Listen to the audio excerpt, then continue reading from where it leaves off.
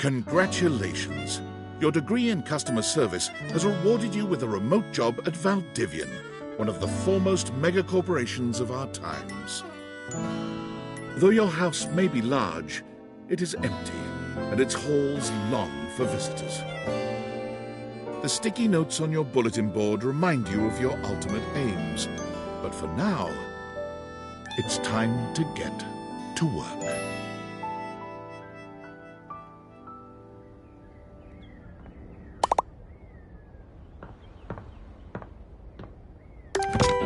Valdivianites! Happy Tuesday from your favorite Chief Executive Officer, David Most. As you know, every day here at Valdivian is a reason to celebrate, as stipulated in your employment contract. Today, however, is extra monumental, as it's the first official day of our new hire. Please join me in giving her a warm welcome to our team. Out of the 30-ish job applications we didn't immediately burn, yours had the least spelling errors. You're joining us at a very exciting time, and we're all rooting for your success. As it lovingly says on the plaque above our daycare center, Valdivian, our business is family. We're so excited to have you joining ours. Coincidentally, the daycare center has been shuttered indefinitely due to the recent economic downturn. We thank our Director of Child Care Coordination, Irene Thomas, for her inspiring work. Hi there. You come highly recommended. I've heard great things about your can-do attitude.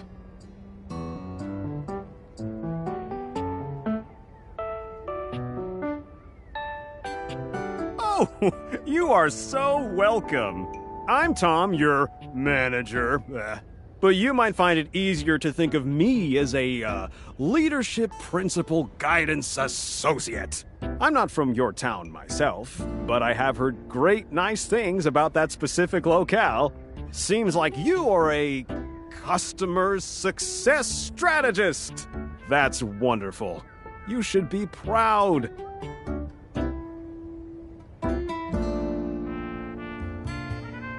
Customers deserve success, and in a strategic way.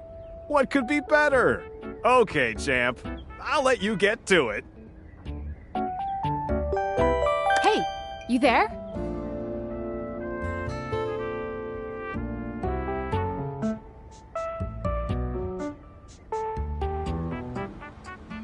Oh God, don't start. I know you must be bored. Just keep that customer service robot voice on at all times, and no matter how mad you get, never give it back to them. And remember, I might have set you up for this job, but you got it because you deserve it. You literally have a degree in customer service.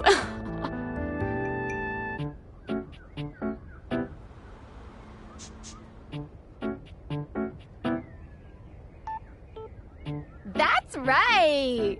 Oh geez, here comes my manager. I gotta get back to work. Good luck, okay? You got this. You have new tasks. I have a broken sewing machine.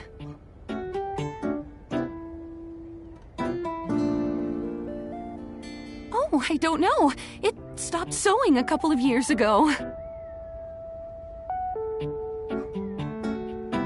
Can I get a refund, though?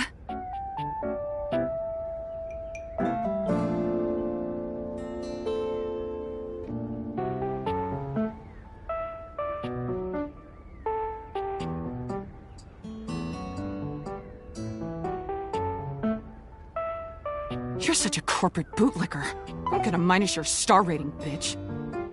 Hello, I purchased this book and I'm extremely angry about it. Is there a manager I can speak to?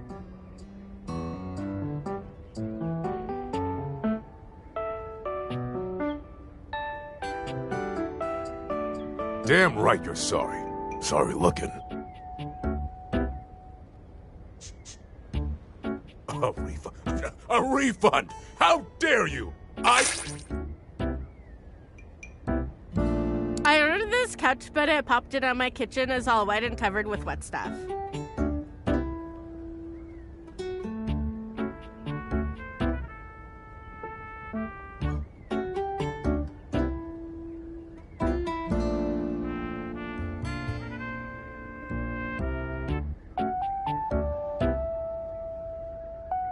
Okay.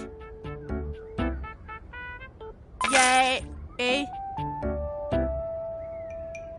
I am a science teacher, Pronto Palace High School, Go Harridans, and I ordered this as part of a series in which I give students an element to take care of to learn how to be a good parent. This is not cobalt. It did not respond to normal cobalt stimuli.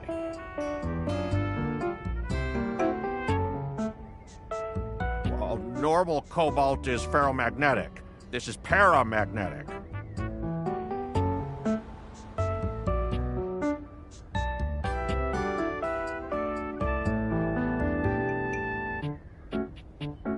Meaning?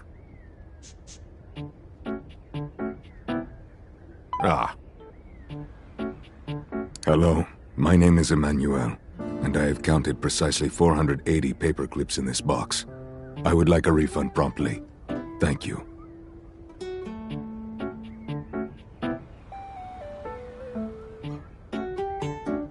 Thank you for noticing. Have a happy day to you and your soul.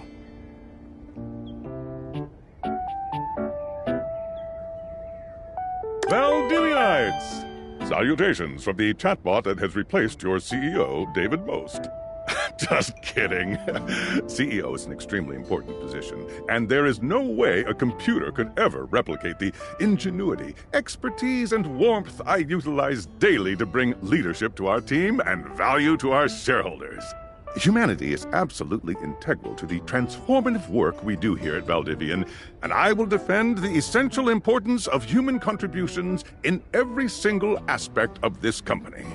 Excluding, of course, the following departments: sales, marketing, finance, legal, operations, public relations, communications, product, research and development, customer service, facilities, janitorial, and, of course, human resources. If your department has been affected, however, do not fear. Your new Val 9000 AI assistant isn't here to replace you. It's merely a useful tool to help you determine if your job is obsolete.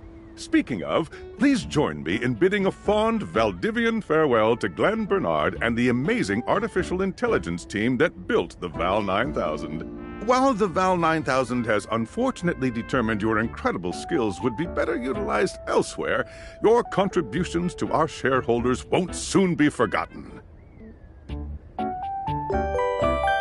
Champ! Got a quick minute? Oh, knew you were always good for a quick minute. The thing is, Valdivian has done some really intensive research, and it looks like Val 9000, the latest iterative AI tech, is going to be taking over your job for the foreseeable future.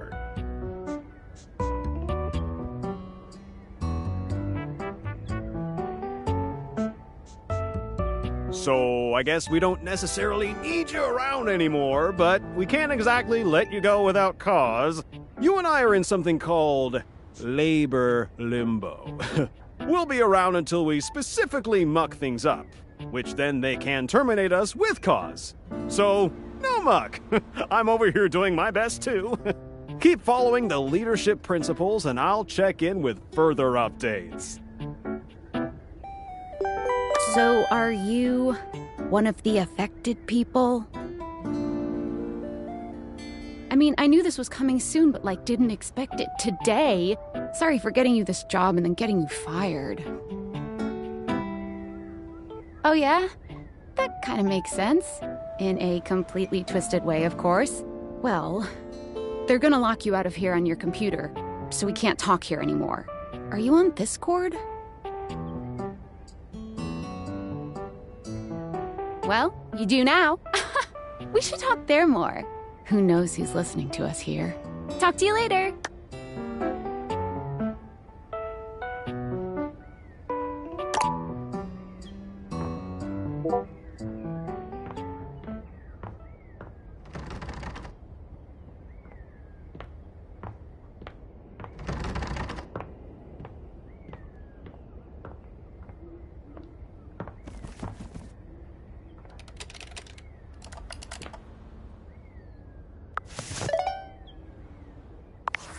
Hello. Okay, here goes nothing. Well, that's not important. Think of me as a friendly yet anonymous hacker. Any second now, you will receive a delivery via drone to your front door. Tell absolutely no one it is in your possession. I will return with further instructions when the time is right. Well, not now.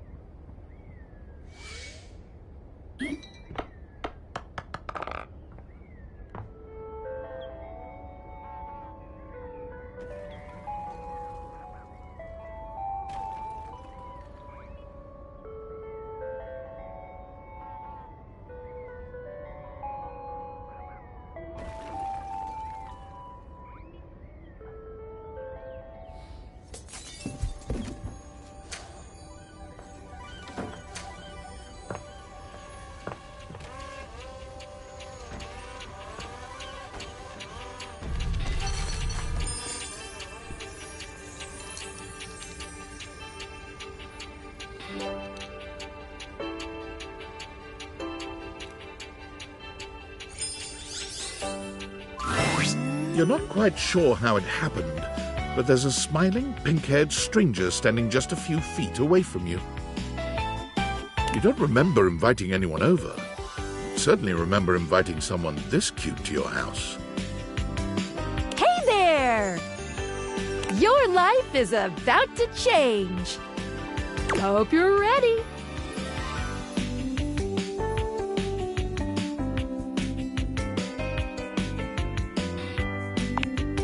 You know it, but I'm not just any pair of glasses. I'm here to help you out. I'm a pair of Dateviator glasses. My name is Skylar Specs.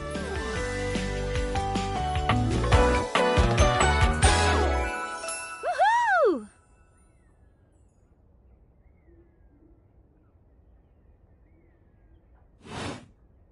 My lenses have special properties.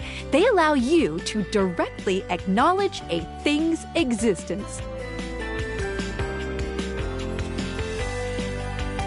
Or date. You see all the things around your house? Things you might have taken for granted? Now you have the power to get to know them better.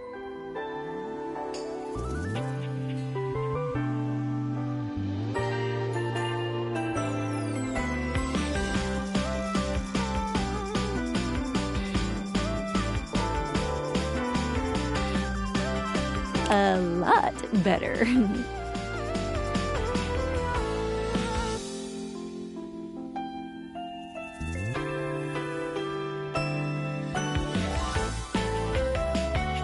And I have a feeling, just a silly old little feeling, just a grumpy feeling in my little tum-tum, that it'll help make your life a little bit more richer. And maybe find some love. Love that is all around you.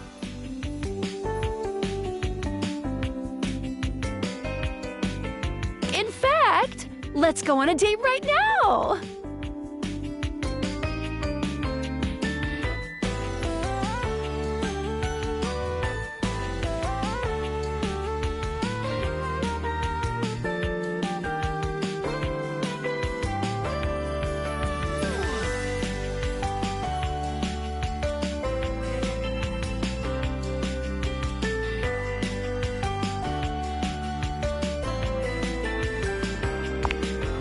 So, we are going to awaken our first dateable object.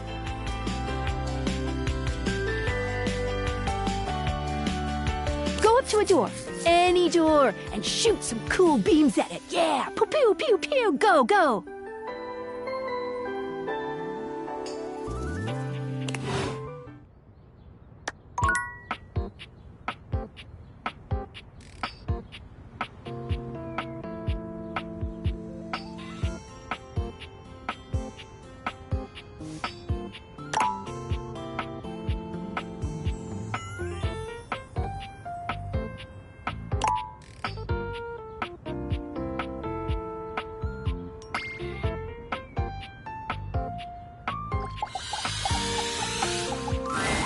You're still standing in your house, but the unbelievable amount of bouncer energy radiating from the tall stranger who's just appeared in front of you would have you believe you're standing outside of a club.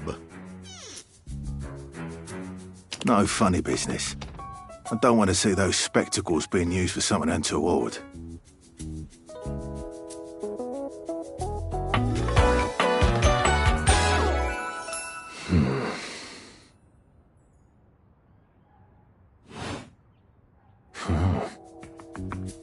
Hey, Dorian. Trust me, this is going to go super well. You sure about that?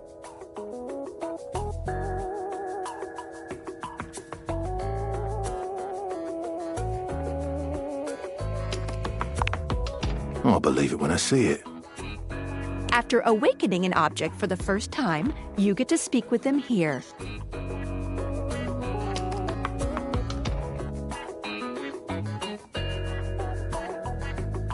You get to speak with each object once per day.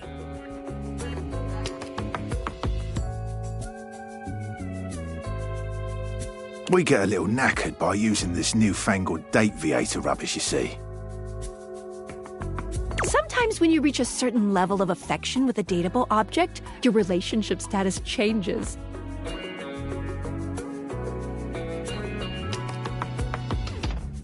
There are 3 statuses: love, friendship, and hate.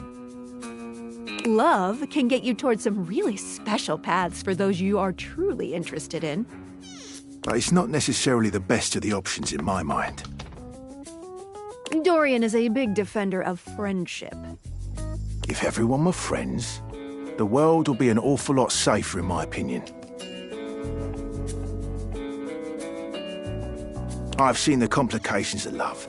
I've lived through the jealous quarrels of hate. The true bond is one between 2 friends with none of the intricacies of romantic tension.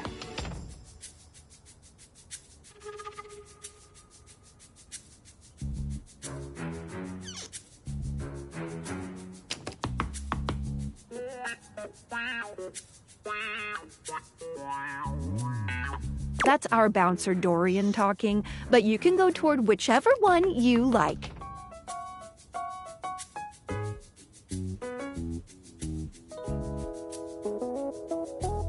Even hate, which isn't my fave personally. You speaking of Reggie? Ugh, don't remind me. Human, you seem like a good sort, so we'll be friends. For now.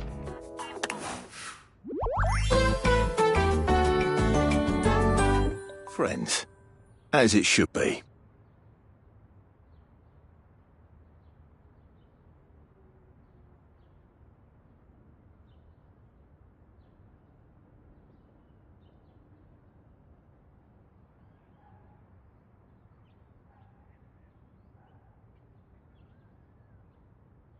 Feels good, yeah? But friendship gets you even more than that. I call it Specs Points. Take a look at this cool personality chart. Number go up.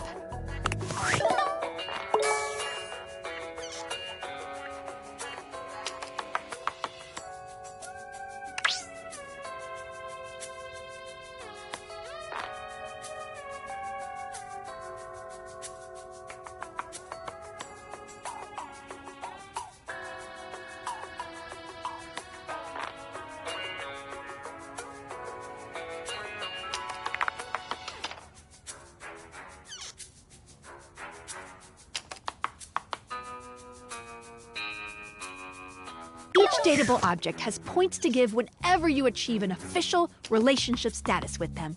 Get more of them to be able to choose some more advanced options.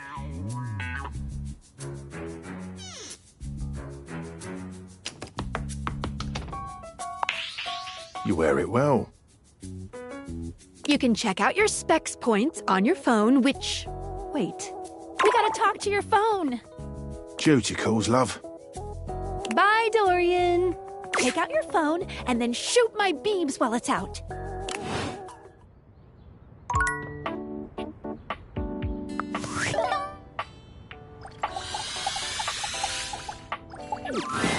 A beautiful stranger with a dazzling smile appears in front of you, shooting you a knowing wink. She turns that megawatt smile your way, and it feels like the sun is shining only on you. Hey there! Ooh, I like it much better up here where I can see your face.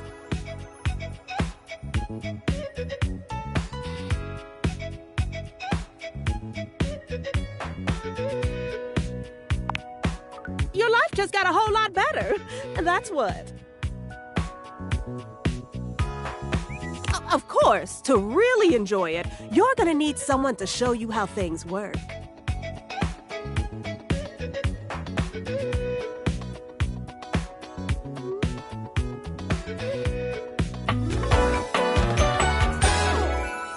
Hello.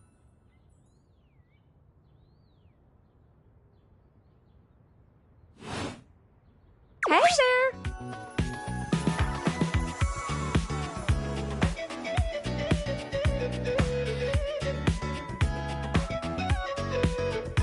Oh, you must be Skylar. Glad we've got the human on board with the latest tech from Valdivian. I've been doing a little tutorial with her about how things work. Oh, well, my sweet human. Lucky for you, I've got a gap in my schedule and a soft spot for that lost puppy look.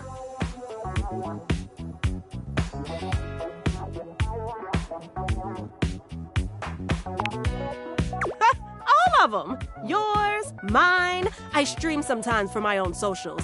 And still gotta make sure I don't lose battery or overheat. Anyway, I installed some apps on your phone that are only accessible when you put on your glasses. Bring out your phone, put on the glasses, and you'll see some new ones. One of them is an app Skylar made called the Datadex. It's my way to keep track of all sorts of fun info about us dateable objects. Because there are a lot of us around this house.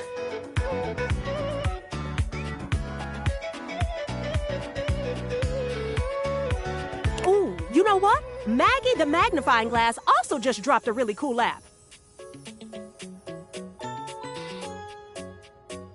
Ooh, gotta run! Another call coming in! Bye, Phoenicia! Now, go awaken the magnifying glass in the living room. Which of course is conveniently located on its own little shelf next to the piano.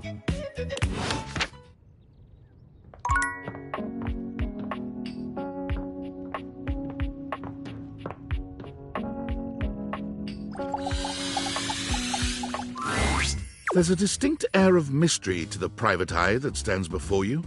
She reminds you of the old detective serials your parents used to watch. She gives you a scrutinizing glare through her magnifying glass, one eye comically enlarged. It's a Well, what have we here?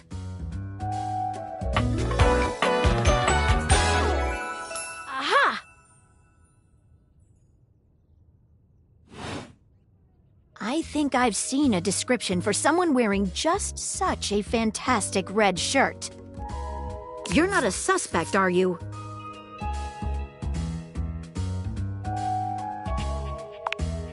A witness, then. Just as I thought.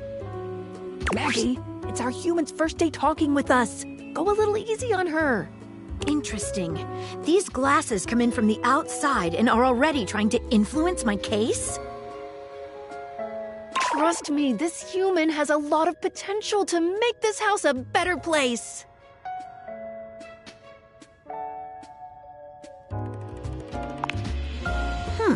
Truthful.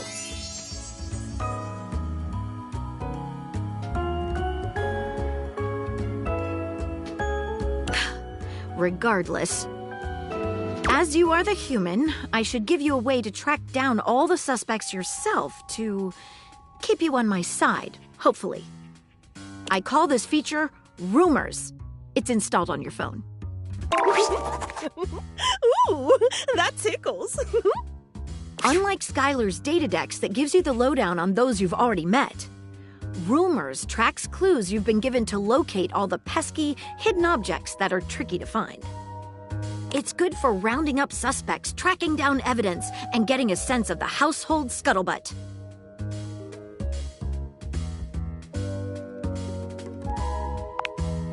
It'll be tough, but worth it. The more you find, the better your specs will be. Take a look at rumors in your phone. It'll help you find your way to your last dateable for today. Good luck, Gumshoe. It's getting late. Who should be the last one we talk to before I run out of charges? Oh, check out that rumor Maggie gave you if you need ideas. Wink, wink.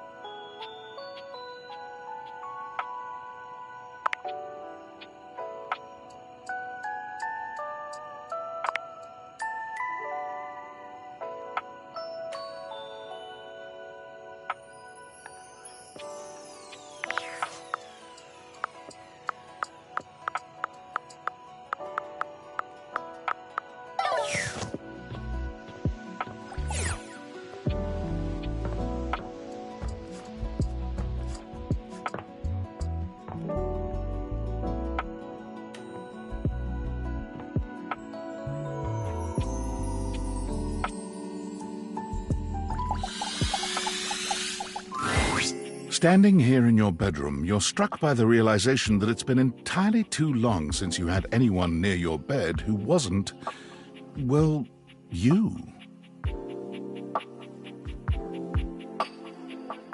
How strange, then, that the beauty standing before you feels so familiar, even though you're certain you've never seen her in your life. She's all curves and comfort, a soft body and softer facial features that seem to invite one closer subconsciously. She's positively enchanting. Hey there, stranger.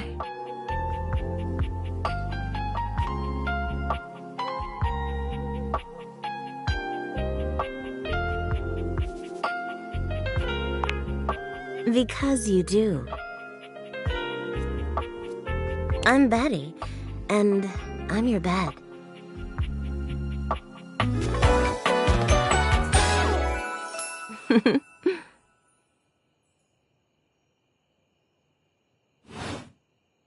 We've been sleeping together so many years, it would be a little weird if you didn't know me, don't you think?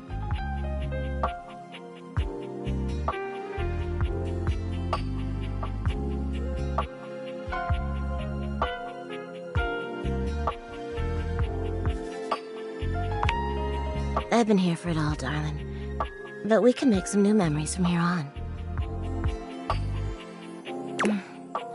It's a shame for someone as cute as you to be alone for so long, isn't it?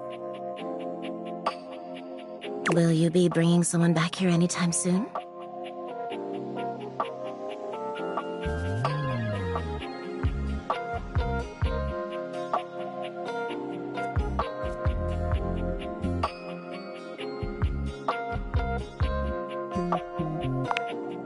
Don't you worry.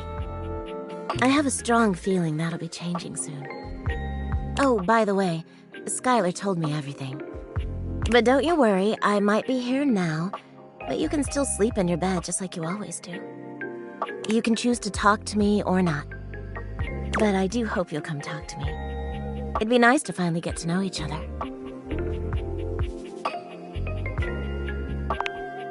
Oh, how lovely. Come back soon then, cutie. Well, anyway, I'll be here. See you tonight.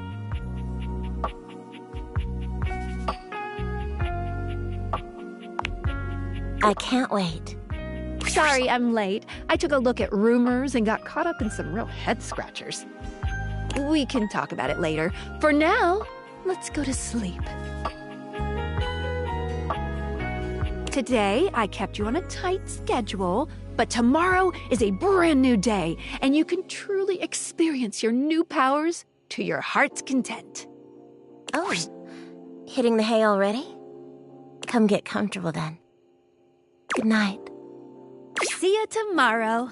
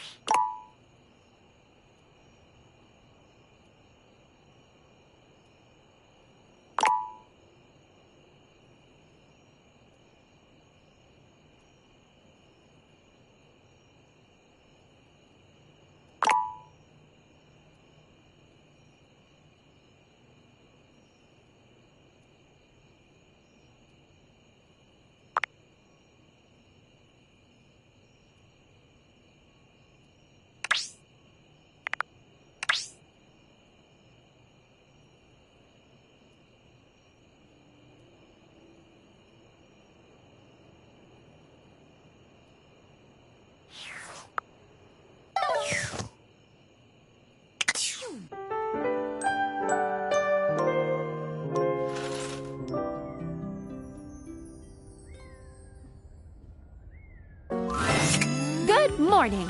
Are you ready to start getting to know everyone around here better?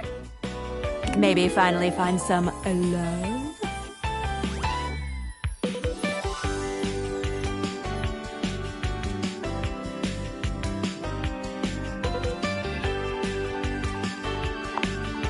Oh.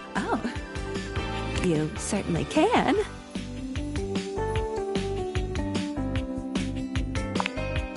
But I'm still in my tutorial mode setting. On the clock with a new user, you know?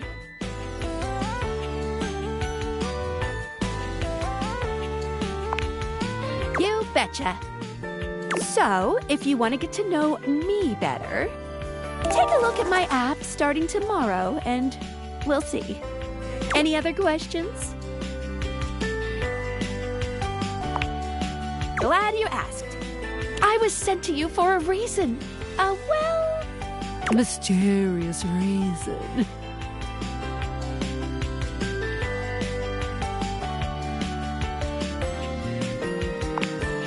Exactly. Since there's no one else here you could ask about it, I'd recommend doing the only thing you can do, and date.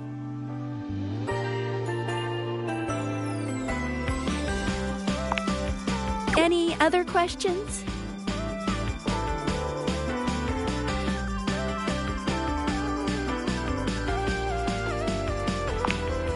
That might be it for this little Dateviators tutorial. But I think we're gonna see a whole lot more than we ever imagined pretty soon. Let's date!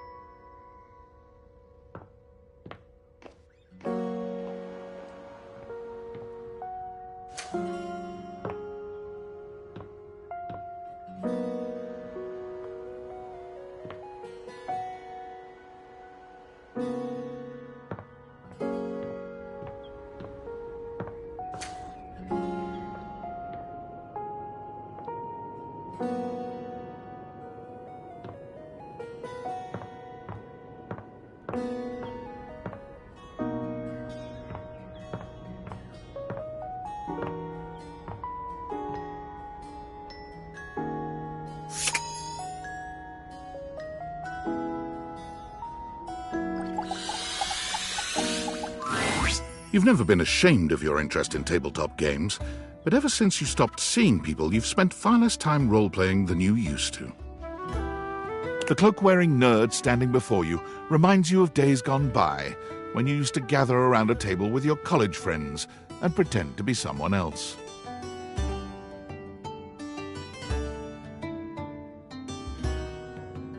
Ho there, traveler!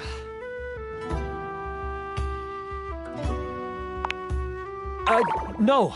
Ho, as in, hey. Howdy. How are you? You know, simple salutation.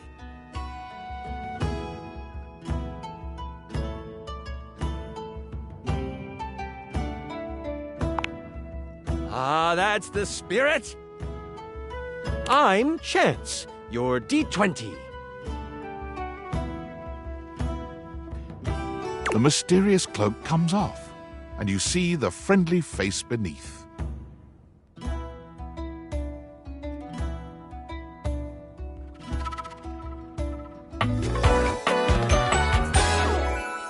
Welcome. Taking a tiny respite from the drudgery of work?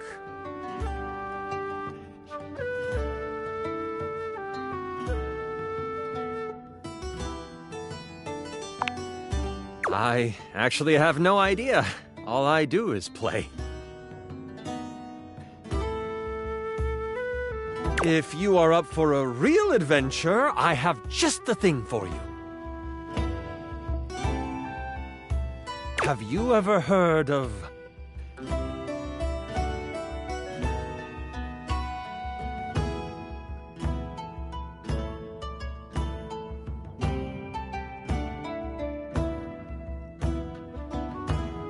grottos and gargoyles?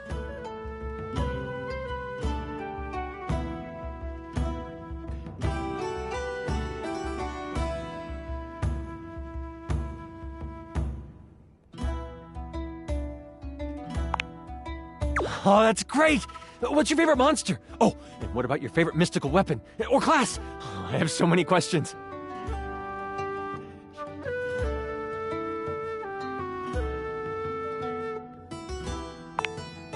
Wow! Someone else who feels the same as me! Oh, it's so hard to pick a favorite. Everything about G&G is so cool! You wouldn't want to, maybe, kinda play with me, would you? It would only be the single greatest thing you could do for me.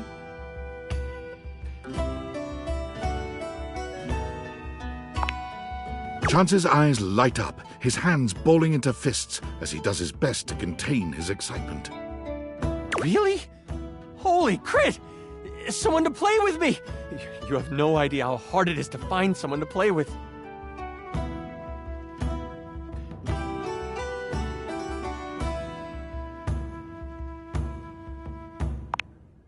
Sure can.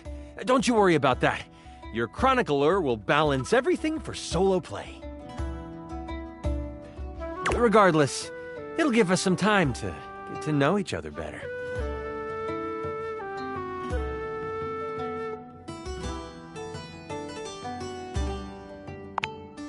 It's time to get you your character.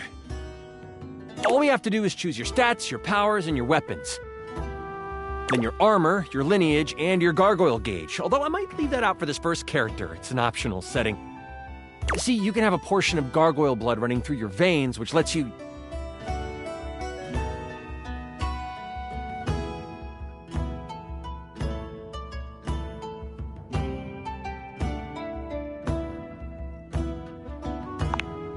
How about you let me make your character for you? I know the game inside and out, and you can just show up and play.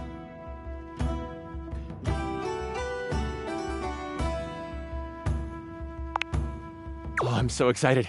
You have no idea how much fun we're going to have. I'll even build the session based on what class you pick. There are 3 classes I can get rolling for you.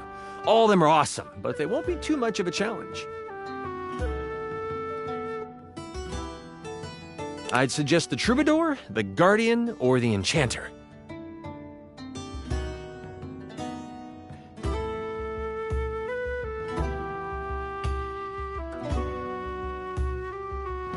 Which one would you like?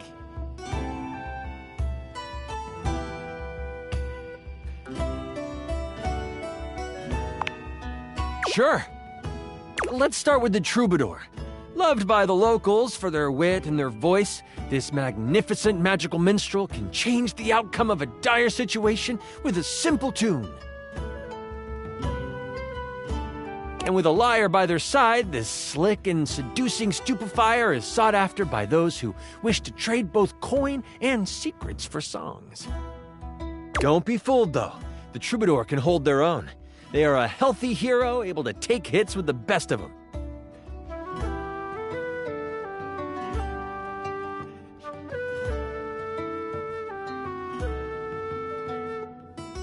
What do you think about the Troubadour?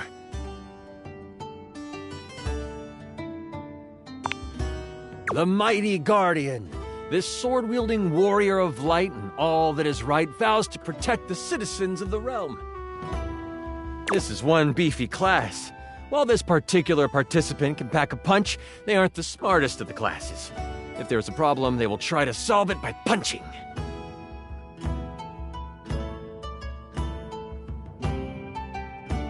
It isn't a bad thing, though.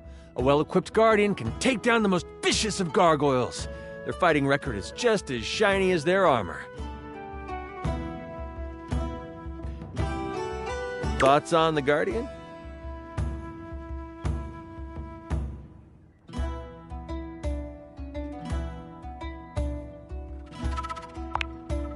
The Enchanter.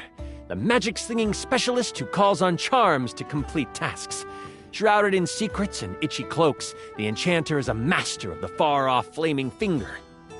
They are a bit more delicate, opting to avoid obvious agony by staying further back from the brawl.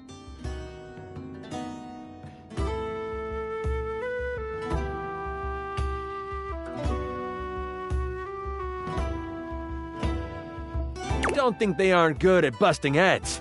They can spin spells to soften the toughest heel troll, or even summon a sidewinding slipper snake. How does the Enchanter sound to you?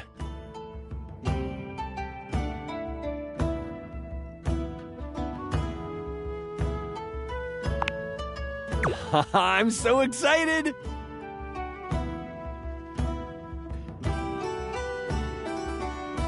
The Troubadour. A fantastic character to start your adventures with.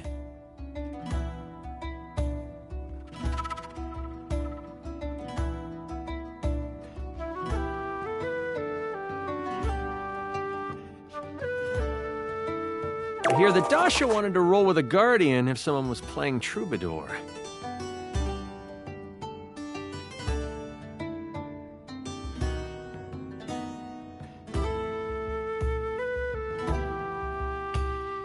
If you two know each other, I'll invite her. She's not hard to find, right underneath me.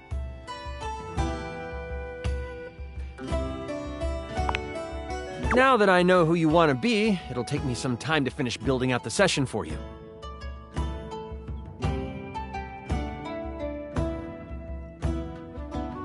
Give me a day? I should be ready by then. Anything before that, and it's a bit dicey if I'll be ready or not.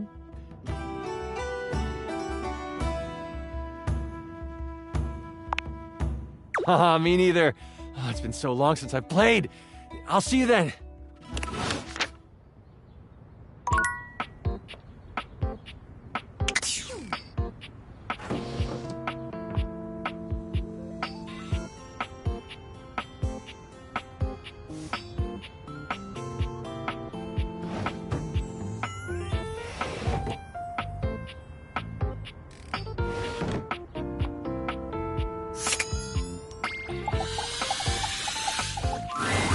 Upon reflection, it makes sense that your desk is as muscled and sturdy as she appears to you here now, but you still can't say you were expecting all this.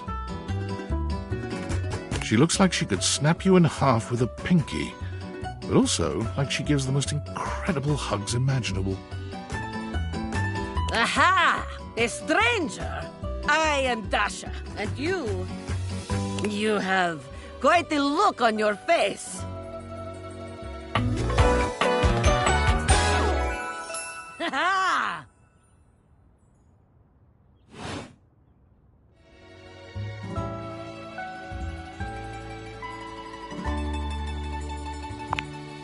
I do. I am very good at hugging.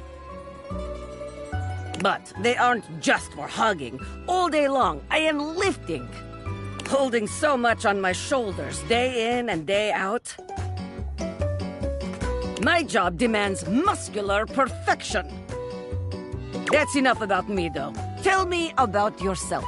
You have intent in your eyes. Have you come to ask me questions?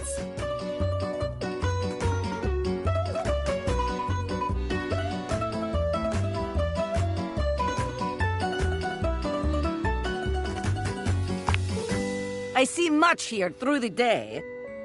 I have become very good at reading people.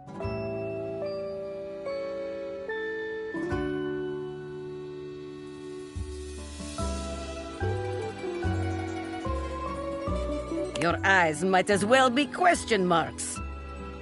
But listen to me go on. Speak, friend.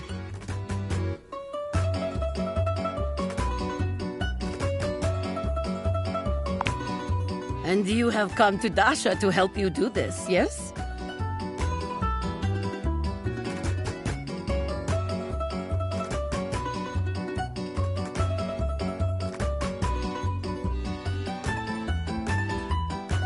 You have come to the right place. Tell me more.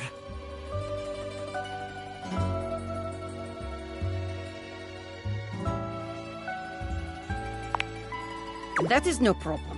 Inexperience has an easy solution. Experience! We will get you sorted out in no time.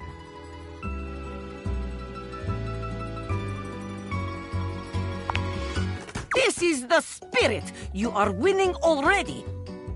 Pretend that I am the one who makes your heart flutter. What would you say to me,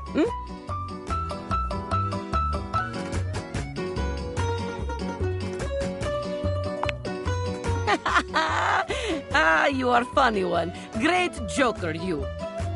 Try again. Seriously this time, huh?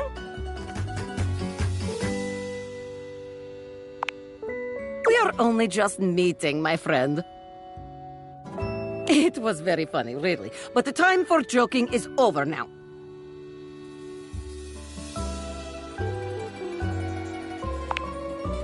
Okay. Perhaps there is too much pressure. Perhaps we must go back to basics. We are side by side at Tasteful Bar. I am just your type. You wish to impress me. How do you get my attention?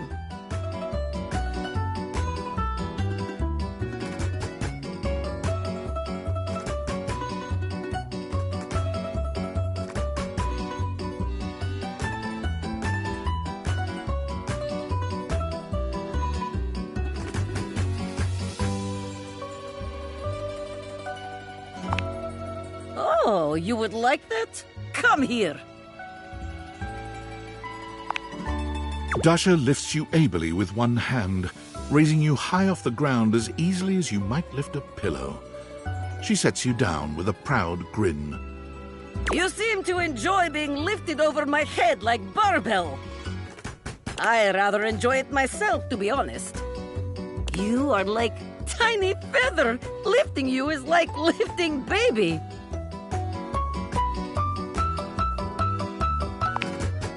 It is true, though, but perhaps you are right.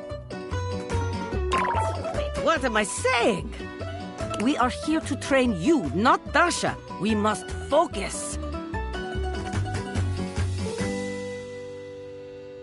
Still, you have impressed me in our imaginary bar. Here is my number, attractive stranger. Now, the question is, will you know what to be doing with this number?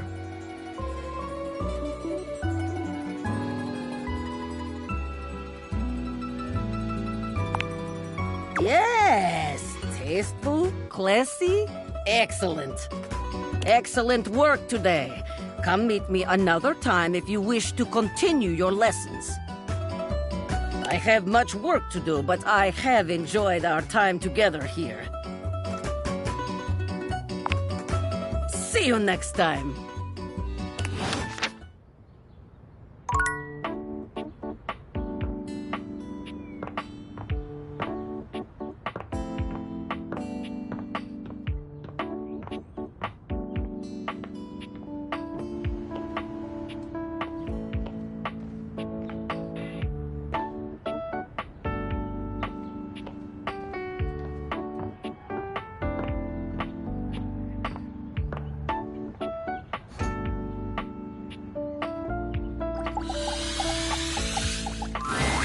It's jarring to hear someone else's voice singing in your shower.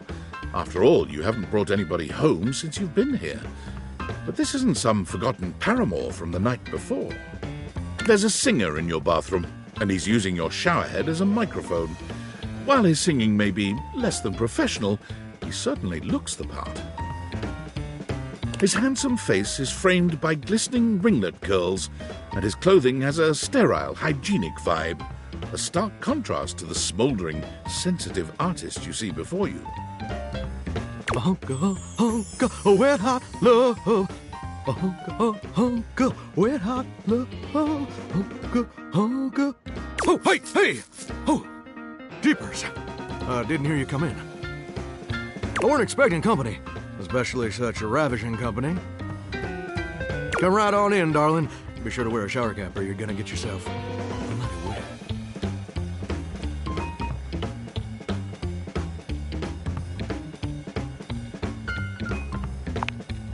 You bet your biscuits. Ain't nothing getting past you, I reckon. Well, I'm just as happy as a pig in mud that you decided to stop on in. It's mighty nice to see a new face around these parts. Variety is the spice of life, as they say, and I can tell you're a healthy dose of paprika. Or maybe you're more of a cayenne.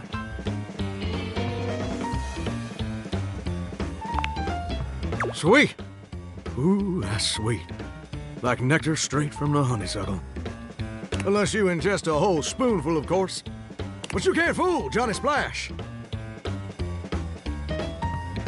Not 3 times, anyway. Not again. No, sir. Well, I reckon we'll have to get to know each other better to really find out.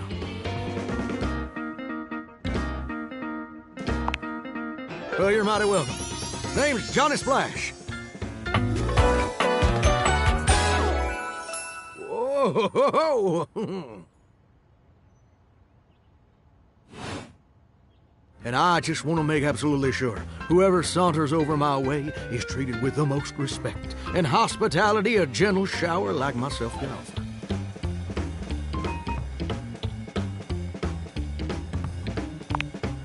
It's just real darn important that folks keep coming by. Truth be told, it get kind of monotonous around these parts.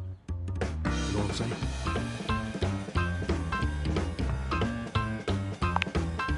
Yes, sir. The bathroom can be a frighteningly monotonous kind of place. Just duller than dishwater.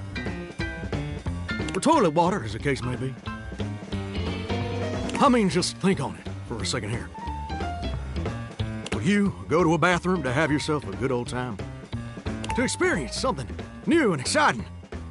To meet someone famous or important?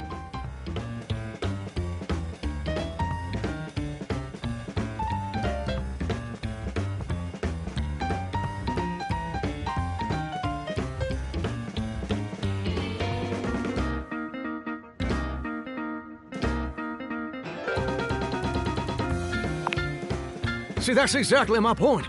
That's just not what your average bathroom is for. Your common bathroom is a utilitarian kind of joint. Sure, it's useful and consistent, but it ain't a particularly lively spot.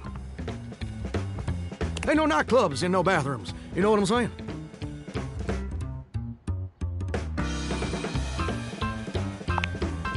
Do you know what I usually spend all my time doing around here?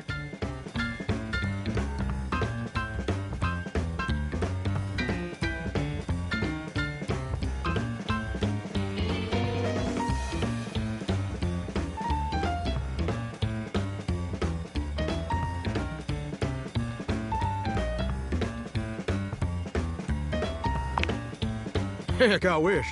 Truth is, darling, I spend 99% of my day sitting around doing absolutely nothing at all. Do you know how long it takes the average person to shower?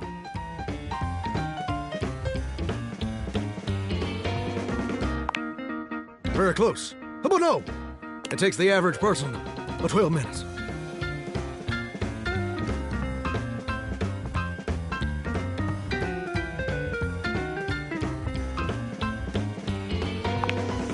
That's your shower.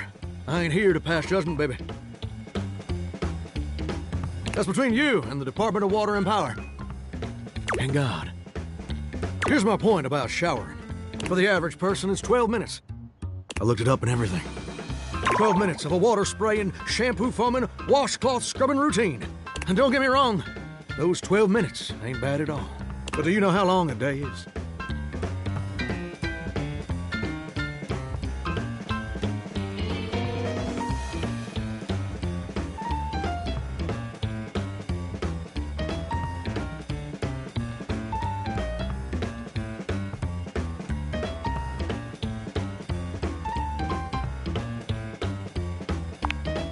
Oh, I feel you there, muchacho. Or muchacha. But I don't want to assume. Well, the answer is 1,440 minutes. Which means my job is quite literally just 1% of my day.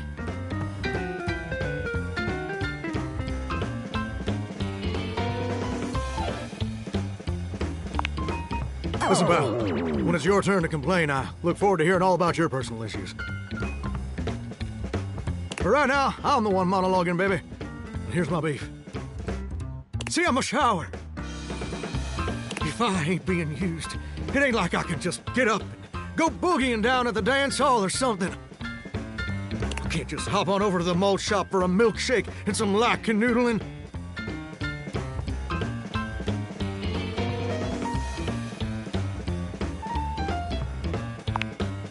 No, I'm just here, perpetually stuck in this humdrum, go-nowhere existence. Do you know how that makes me feel?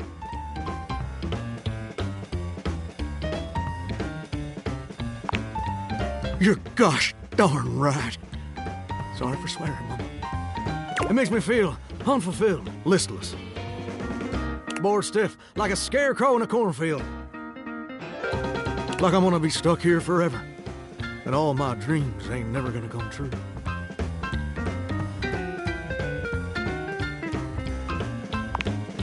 Gosh darn it. Did I go and say that out loud? Listen, I don't prefer to talk about that. There just ain't much reason to have your head up in the clouds when your pipes are firmly bolted to the drywall. Some people get to have dreams, but Johnny Splash gets to waste away listening to leaky faucet strip. And that's all there is to it. Oh, what the heck? You done twisted my temperature knob. I reckon I usually don't do this, but you got a trustworthy face.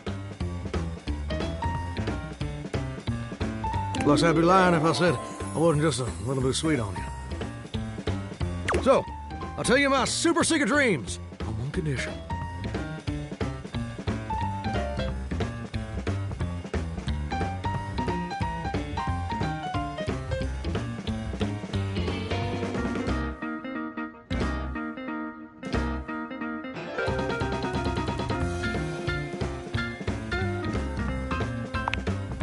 Come back and visit me again tomorrow.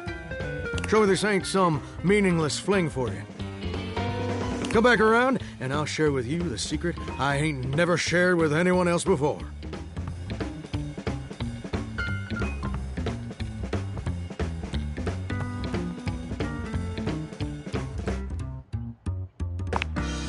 Hope I'll see you then. Now you better mosey on out of here quick.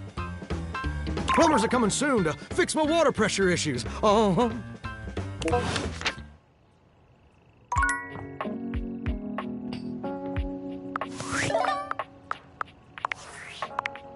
Hey! How's things in labor limbo? You been using all that extra time to do anything fun?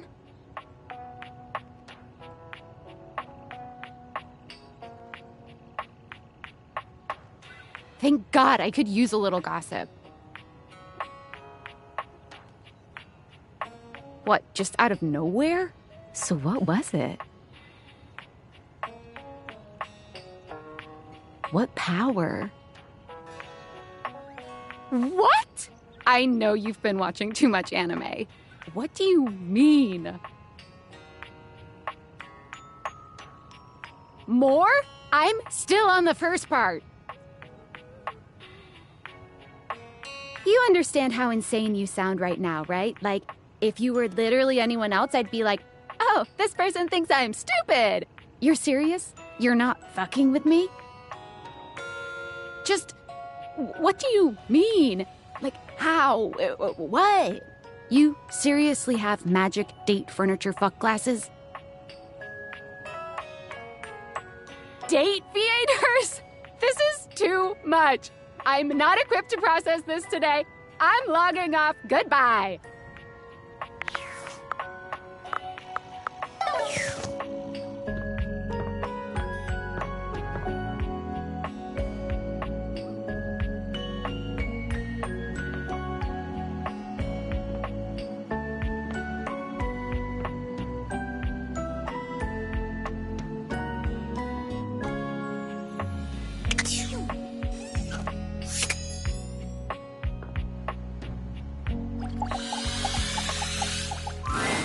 There's a strange rapper standing in your bathroom where the toilet usually is.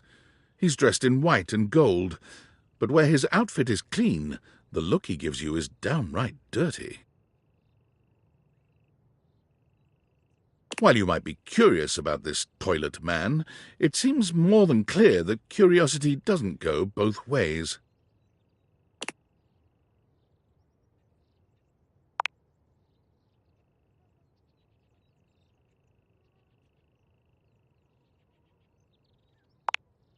The toilet man springs into action, raising his hands to his mouth as he begins to beatbox.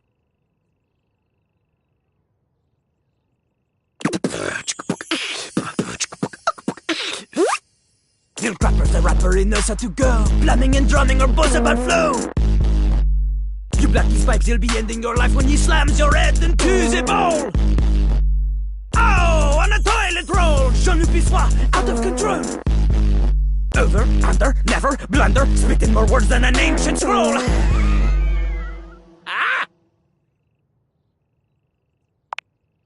Ugh, do not say dope to Lil Crapper. Dope is what the junkies hide in these cisterns of innocent toilets like Jean-Luc. Jean-Luc sings all about this in Lil Crapper's latest album, The Teepee Hippie. Anyway, you know Lil Crapper. You love him. Everybody does.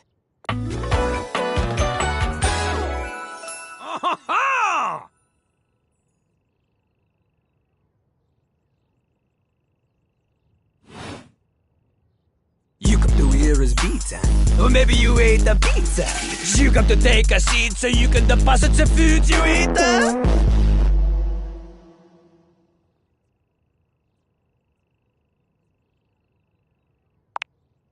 He's like a bidet, only spitting the truth, going down quicker than gin and vermouth. They call him a party mouse, letting the naughty out, but that's a way to appeal to the youth.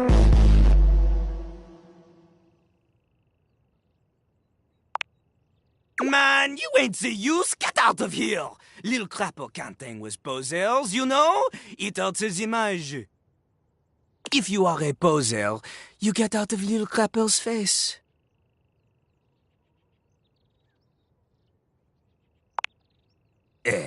Maybe?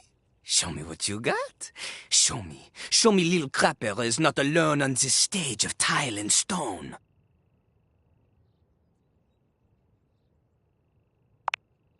Not just rap. You need to show him that you can crap.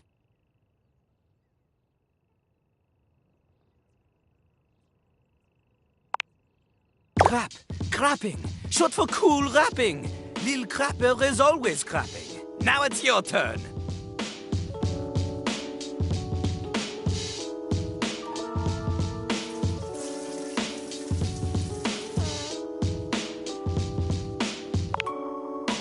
Dating? Jean-Luc is an expert on dating. He has gone on many dates. Oh, so many. And do not ask anyone else in the house to verify this.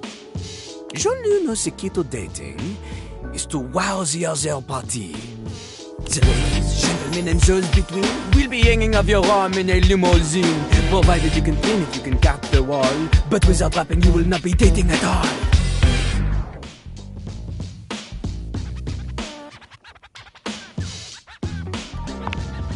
Oui.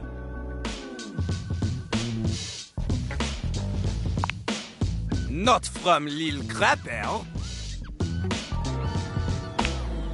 Lil Crapper is not a teacher, he is a test. You study on your own time. You cannot keep up, you fail.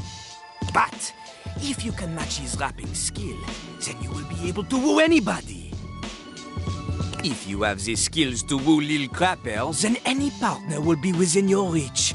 In fact, if you can match Lil Crapper in a crap battle, then he will fall in love with you.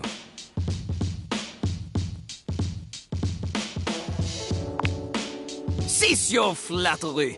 Lil Crapper's art is immune to all forms of romance unless they are accompanied by a backing beat. So, what do you think? Do you have what it takes to face Jean-Luc? You are wrong! Jean-Luc knows you. You are the chatin, the kissless loser. You have enthusiasm for rap. Lil Crapper sees is but enthusiasm alone. She is not enough. The rapping, she comes from the heart. The deepest part of the system. Like that little rubber bit that comes undone sometimes and the water keeps running forever. You know the bit. You need to experience life before you can spit it out in alternating phonemes adhering to some sort of a rhyme structure. As you are, you have no chance to defeat Jean-Luc, let alone match his rapier wit. You want to clash talons with these two gallant stallions? Go! Live a life worth rapping about! Return to L'Île Crapel when you are ready.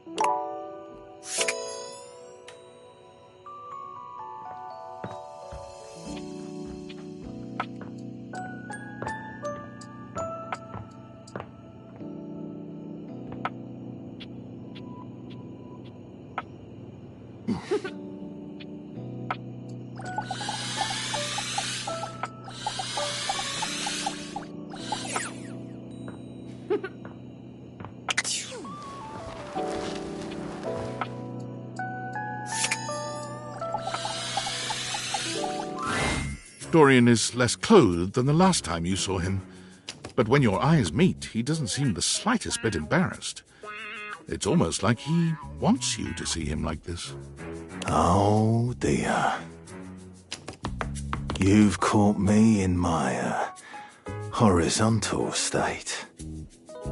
I try to stay hidden under the rug, because this isn't a part of myself that should be out in the open. But even us doors have to cut loose from time to time.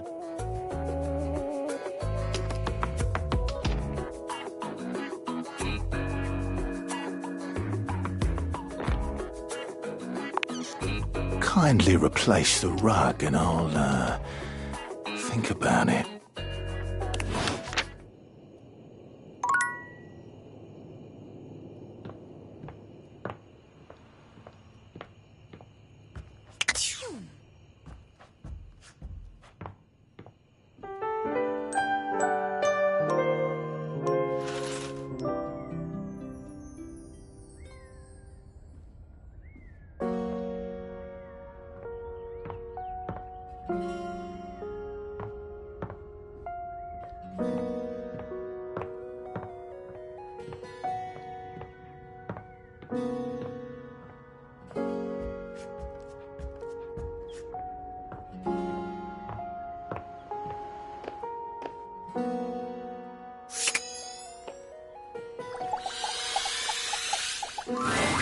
You see a slim, dainty gentleman in a well-tailored suit. He's absorbed in the ticking of a fancy pocket watch, but it's the feline ears on his head that most catch your attention.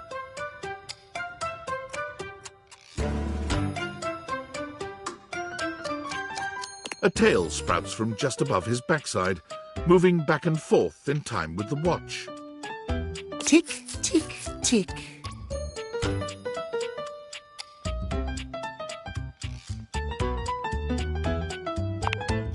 Don't. Do not taint the perfection of the clock with your disgusting imitation. Why have you come? I don't see interruption to meditations on the beauty of time on the schedule.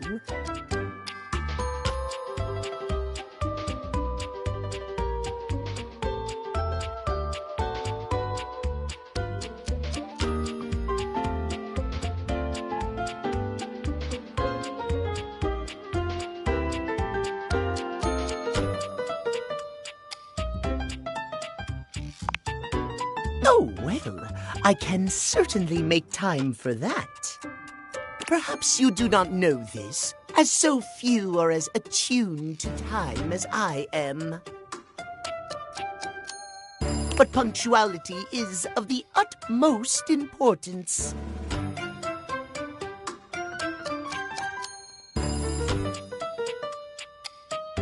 So if you wish to speak to me, you must make an appointment.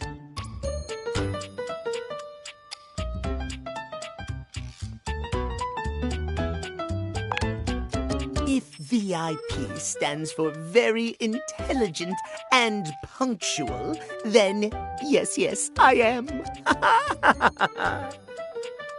If you wish to make my acquaintance properly, you will return with an appointment.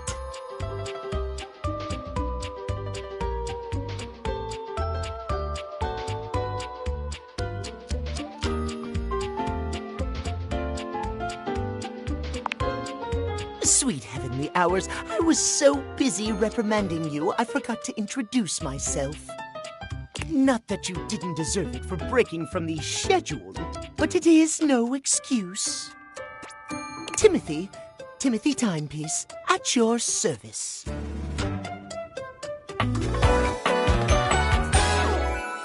I'm Linus.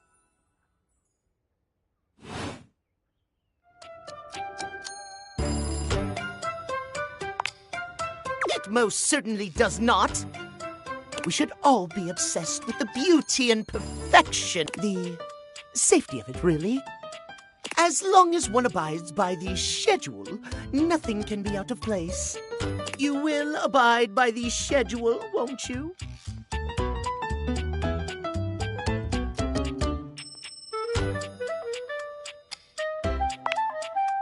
You mock my speech. Desist at once. What's the big deal? The big deal is that any deviations from the schedule will result in disaster. I shan't elaborate further. I'll see you at noon sharp, and we can speak then. Do not be early, do not be late, and do not try to see me at another time. If you do, see you then, and not a moment before.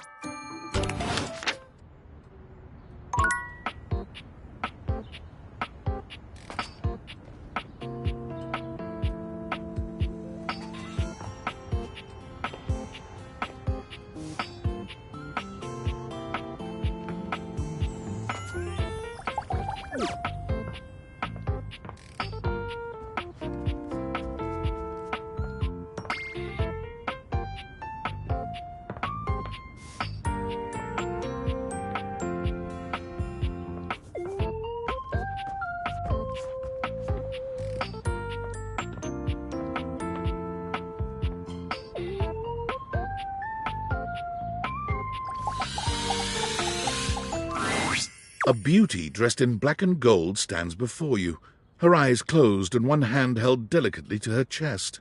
She sways softly, silently, as though she were listening to music you can't hear. The silence is so long and profound that you begin to notice just how noisy your house is. You can hear your clock ticking, your refrigerator humming, and your air conditioning blasting. Has it always been so loud around here? The silence persists, and the stranger continues to ignore you, lost in her own world.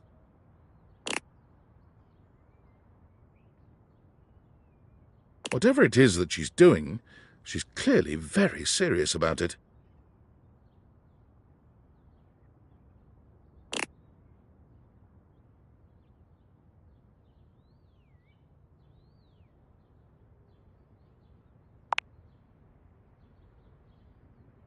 She continues to stand in stark silence, unmoving, for what feels like an eternity. But eventually she finally opens her eyes, taking a grand sweeping bow after. The end. How was that? That was Door 33. Surely you recognized it. It's an avant-garde piano piece, 33 seconds long, by the composer John Gage.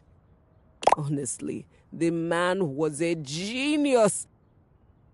I mean, the idea that music can exist without the presence of a single note. Breathtaking. You know, the very first time I played it was when I was in residence with the Dulce Muir. You two have met, I'm assuming?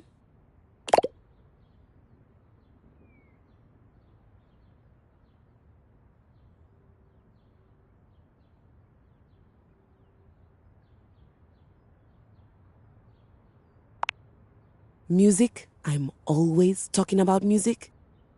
Anyway, our audience that night was completely hopeless.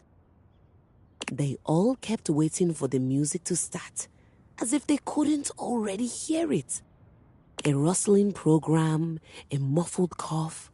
It was all being performed in real time, but they kept staring at Dulce and I like we were the Philistines. Still, it was one of my finest performances to date. It also didn't hurt that Dulce had requested to work with me specifically. I can't tell you just how often that seems to happen. The talent always just seems to flock to me. Speaking of, what is that bizarre little refrain you've been playing over and over as you pass by my keyboard? It almost seems like music. Very atonal.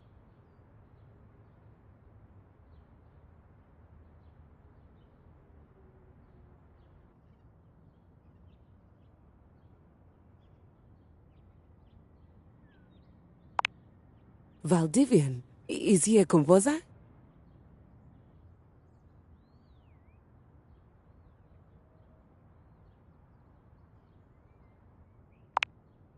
I must say I'm rather confused now. Well, whatever you are playing, I look forward to its evolution.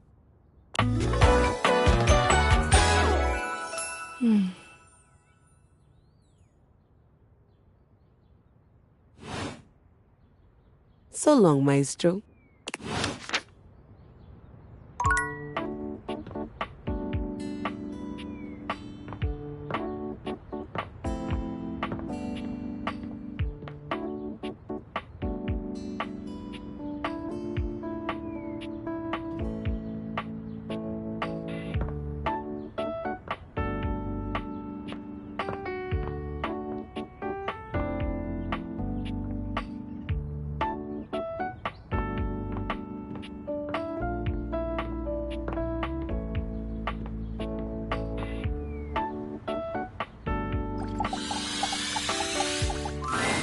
It doesn't seem quite right.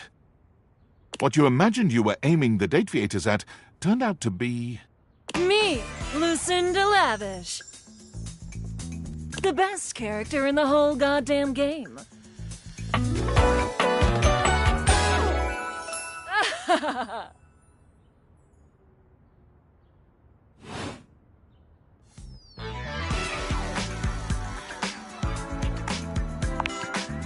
Damn straight.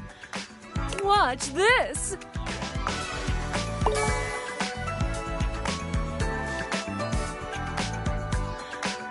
I can just do that. Make you more charming.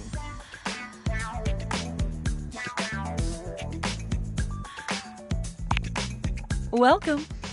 Honestly, though, it's just because I adore that fantastic red shirt you're wearing.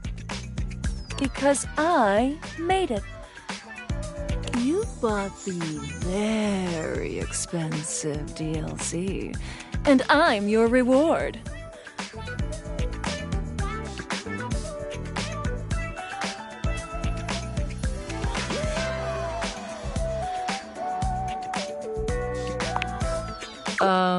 Yes you did? Unless I'm missing something here?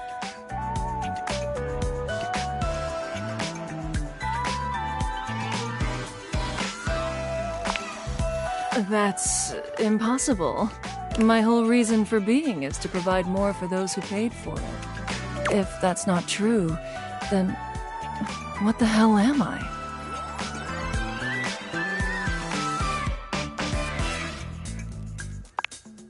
Hey, I can't argue with you there.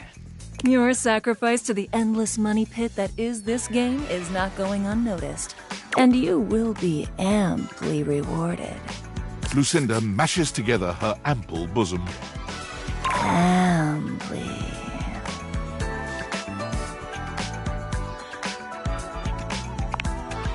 You want to give my Bazumis a squeam?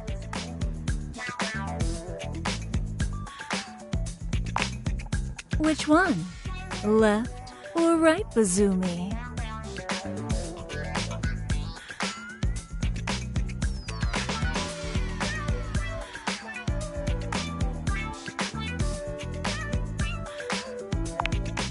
You give her right Bazoomi a squeeze.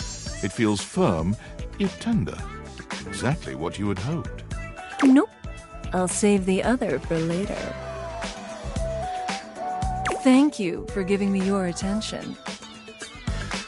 But a lavish lady has to always leave her little lover wanting. I'll see you around, lover. And who knows, you might just get lucky.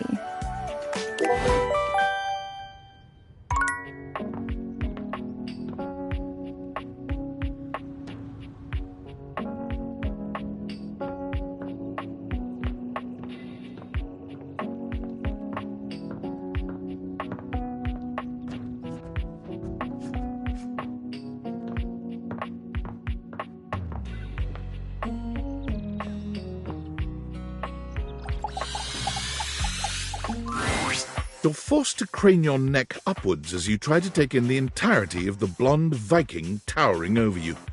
He stares down at you, cutting a truly intimidating figure.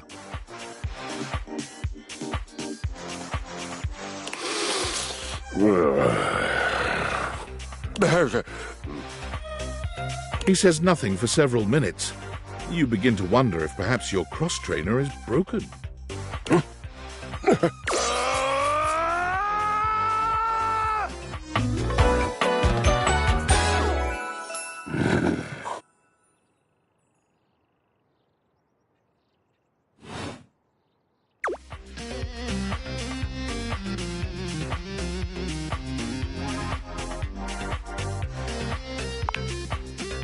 Indeed I am.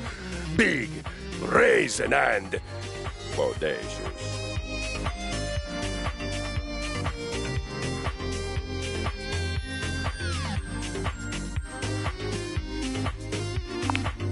I am positive I have a body. And I am positive that everything about my body is positive. Godlike, truly. Yes! Body positivity. I understand. I am a genius.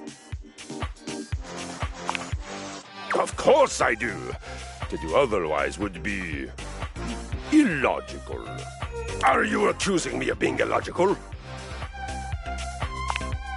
You refute my accusation.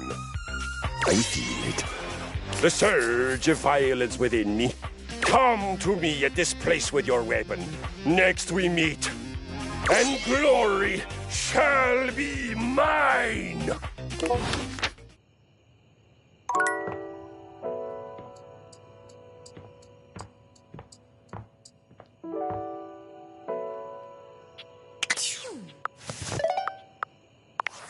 Impressive news out of Valfest. Really too bad that particular partnership is about to hit a rough patch.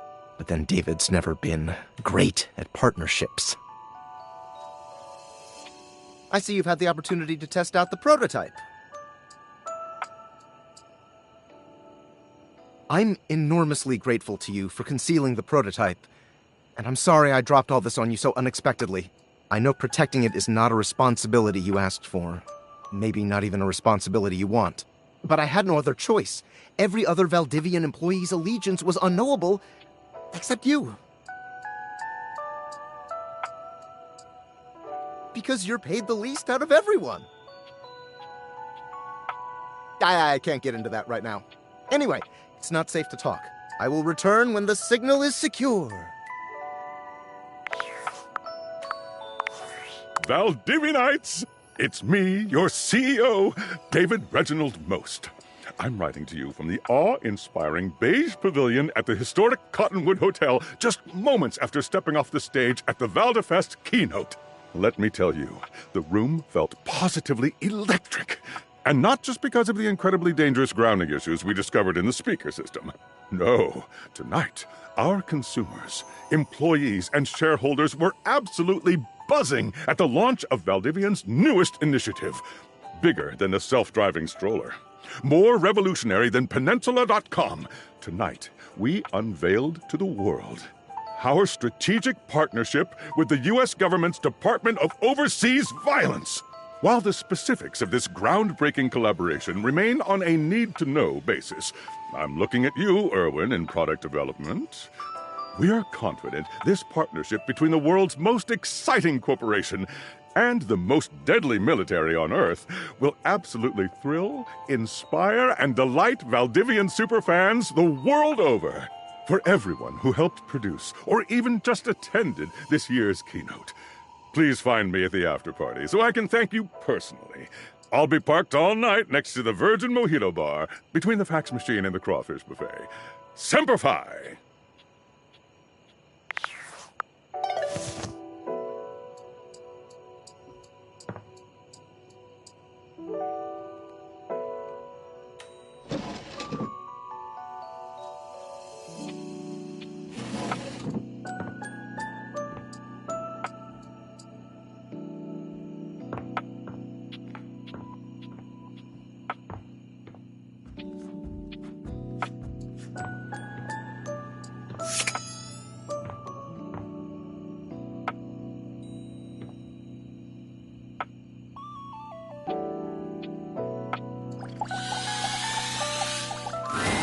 A distinguished beauty greets you with an elegant wave. You never really thought so many hard corners and angles could be soft and graceful, but she's really selling it somehow. Oh, hello, dearie. Mind your step. I'm getting a bit creaky in my old age. I'm working on it, mind you. I'm Stella, your quickest way up and down between floor and ceiling. Airway calling.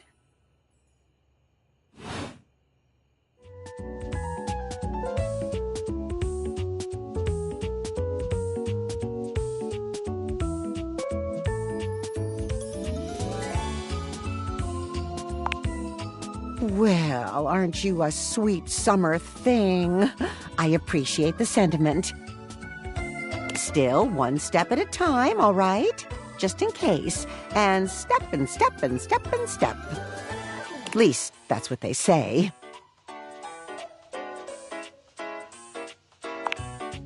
That's the way. Step on through.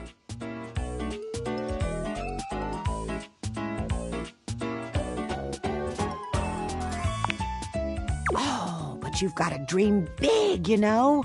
Hustle, I believe is the word.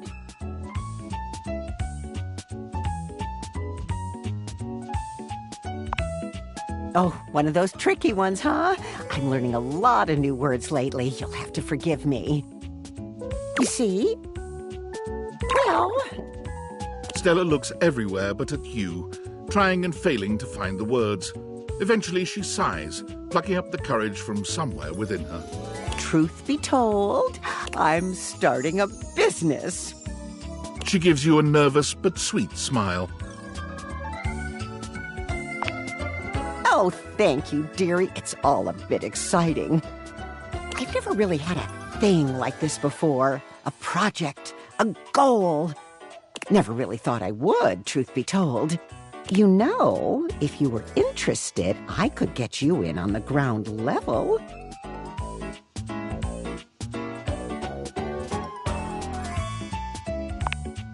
Oh! Stella looks almost touched. Really? No one's ever said that. Well, now I'm all a bit frazzled. Sorry, dear. I'm very grateful. It's just... I've not gotten this far before. Let me check the booklet.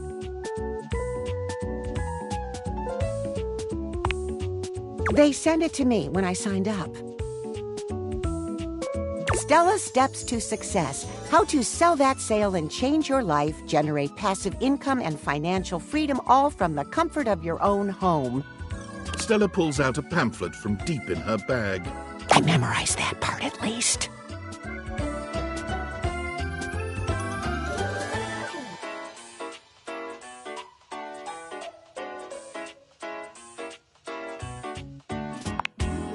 Well, let's not get too dramatic.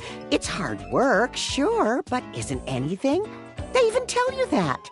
Step 37. Not everyone will make it, but drive and passion are the fuel that fans the flame. Patience is a virtue, and success is for the virtuous. Doesn't that make you want to get to work?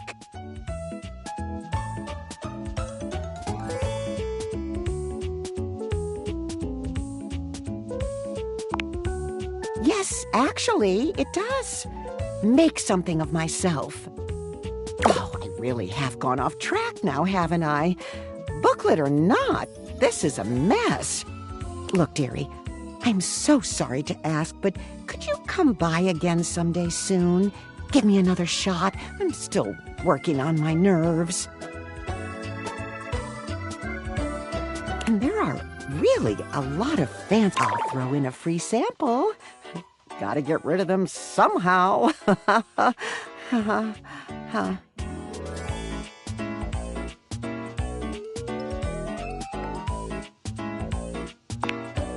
Oh, you're a sweetheart, dearie. Thank you.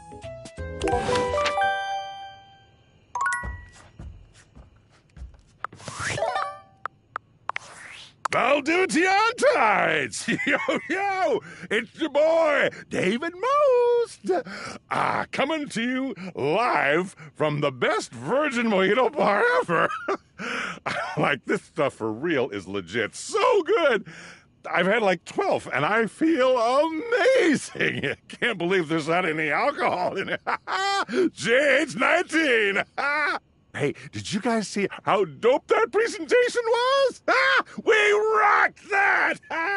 Like, people keep saying we're at dire financial straps and need urgent restructuring. Even my dad was like, you're gonna get smoked by your top competitor, Bitewave. Dead ass. And I'm like, okay, Dad, if you like Bitewave so much, why don't you marry them? But does Bitewave have a contract with the U.S. government? No. I just want to say I love you guys, but not Franklin. Don't love or miss Franklin at all. You hear me, Franklin? Night-night, nerds.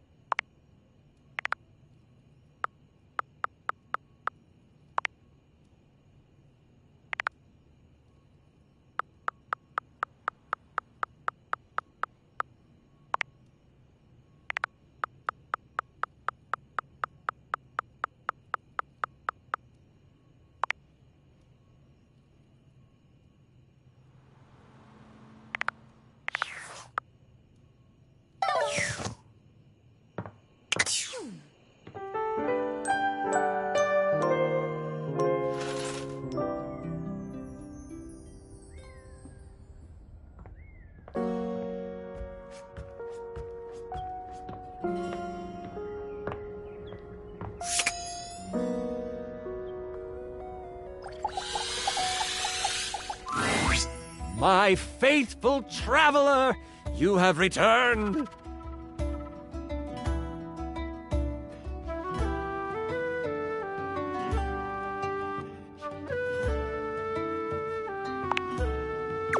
Flattery won't get you any extra XP, but it might get you some fudge dice rolls. Keyword, might. And it looks like our mutual friend Dasha is joining us today. I am ready to perform feats of strength with my imagination. She claps you on the back just a little too hard. Do not worry, my friend. Dasha's brain muscles are just as strong as real muscles. You are sure to succeed in your ventures with Guardian Yekaterina Dmitrievna Petrova at your side. I prefer to call them adventures, but to each their own. I use detect evildoers to find any villains nearby. We haven't started yet, my dear. One moment. Before we start, here's your character sheet. You will be playing Miles Cypress, a troubadour from the mean streets of Cantalopia. You have taken up a new home in Decor, which is ruled by the House of Knives. Ooh, I am ready to grotto and gargoyle. You start the game with 50 hit points. If you reach 0, your adventure ends. Don't worry about reading the sheet too much. I'll keep track of your health and letting you know what you can do. Now tell me, are you ready?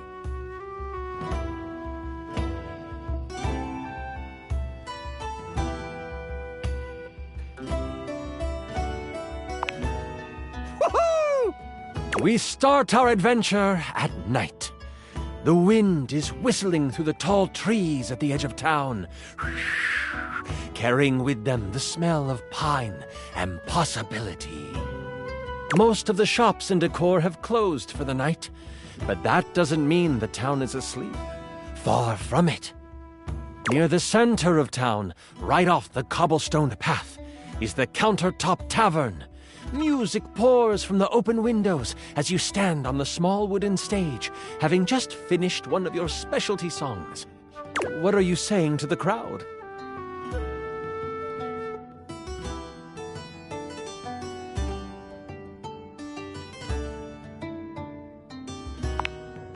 I guess that'll work.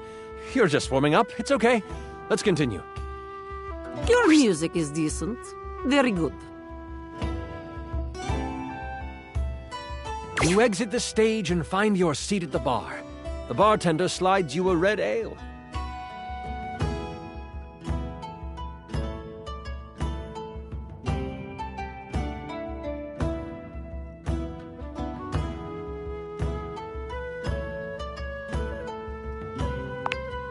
They catch it and thank you with a simple nod. You know that some meat and cheese will be waiting for you in your room. I am seated at the bar, enjoying delicious ale and meats, and also cheeses. As you sip your drink, a hooded figure sits next to you at the bar. Without looking at you, they simply ask, "Can you swing as well as you can sing?"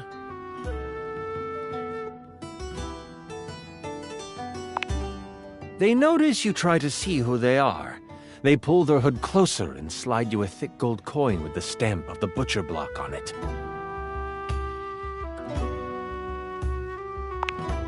The butcher block are the not-so-secret guard of the Knives Monarch.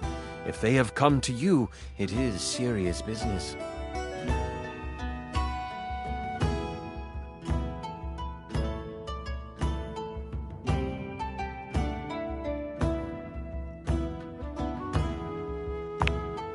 With this, they rise from their seat and they move to the stairs.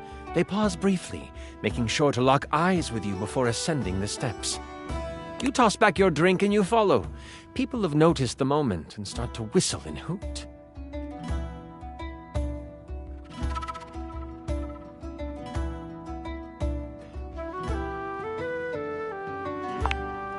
You play it up! The whole crowd cheers you on, thinking that your sonic serenade has helped you score. At the top of the stairs, you see the hooded figure slide into your room. You follow carefully. When you open the door, you see they have pulled their hood back, exposing their face. Before you is a gorgeous human. It is disarming. Why would anyone so beautiful cover their face? Perhaps it is trap.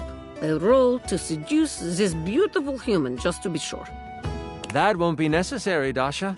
They're looking expectantly at you, Miles.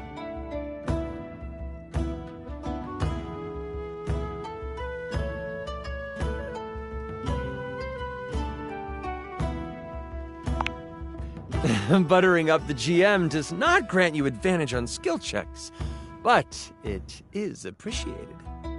Once you have closed the door, they say. As a member of the Butcher Block and in direct response to the needs of the House of Knives, we have a task for you.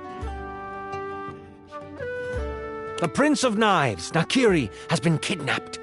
We know that the evil Grand Vashir has him. They are planning to sacrifice him to their god, Cleaver.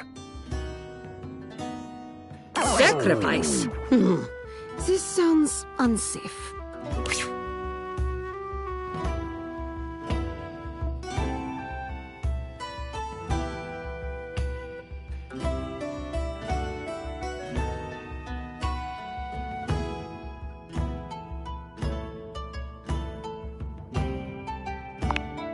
The block has a mole in our midst.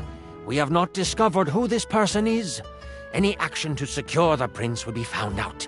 It would make matters worse. You should rest up. Tomorrow is a big day. This is so much fun, isn't it? Yes, I wish to continue.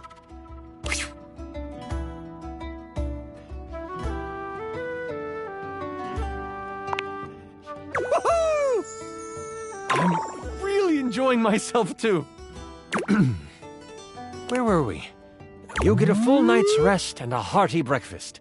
You get a boost of 20 health for the day. You, Troubadour, are ready to go save the prince. Yekaterina will eat hearty breakfast as well. Breakfast is most important meal of the day. I am ready for action. As you head out towards the great kitchen sinkhole, you have a pep in your step and greet the people in the market. They laugh and joke about your performance the night before. The thought of the Prince of Knives in trouble worries you, and you know you need to make haste. You have seen the prince once before, and the thought of him floods your mind. He is handsome, sharp-dressed, and has carved a place in your memory. To sing for him would be a dream come true. To serenade him in private would be... Ooh. You walk faster at the thought. That pep in your step has become a borderline power walk.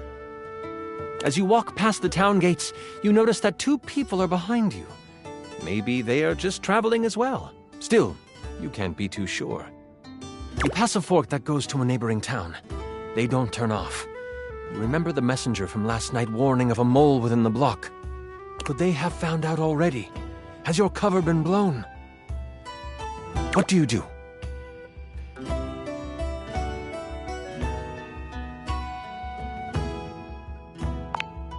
You take a hard right turn into the tall grass field next to you. The 2 people behind you continue on the path. You breathe a sigh of relief to think you were just being paranoid. They could not handle Yekaterina. My aura of strength has frightened them off. But then, you feel the tall grass next to you move. You stop, trying to find where the rustle is coming from. That's when you, out of the tall grass, you are attacked by a small lizard thing that bites at you. Stop! Stop! Stop! It's a knobgoblin. You can either swing at it with your trusty club, or you can perform a stunning song.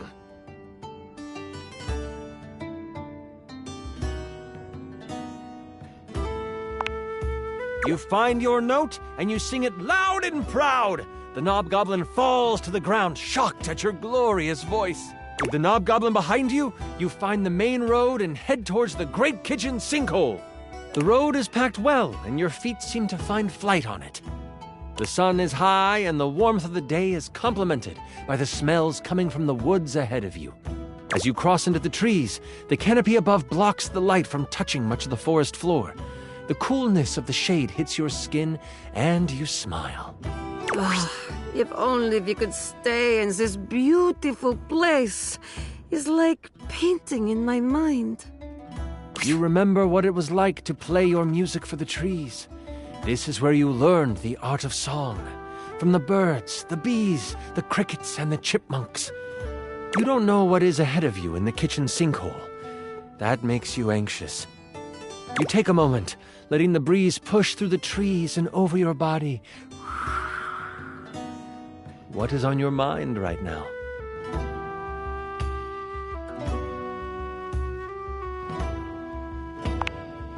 You taste the wind on your tongue and you use it to move through the woods.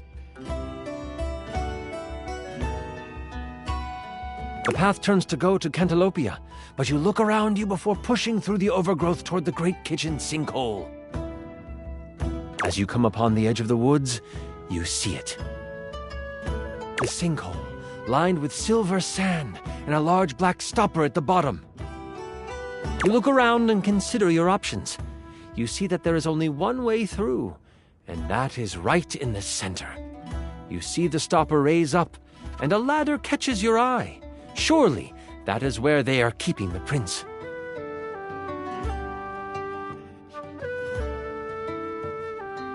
Guards roam back and forth, surely keeping watch for anyone daring enough to save the prince from them. You think it best to wait until night begins to fall before you, as the sun begins to head over the horizon, causing the silver of the sand to reflect the light in brilliant fashion. You decide it is time. Moving swiftly and using the sand to slide and the light to hide, you reach the stopper with no interactions from any guards.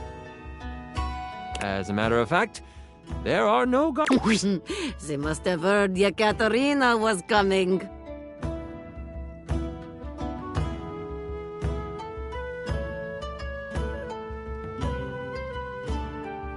You don't have time to consider how strange that might be.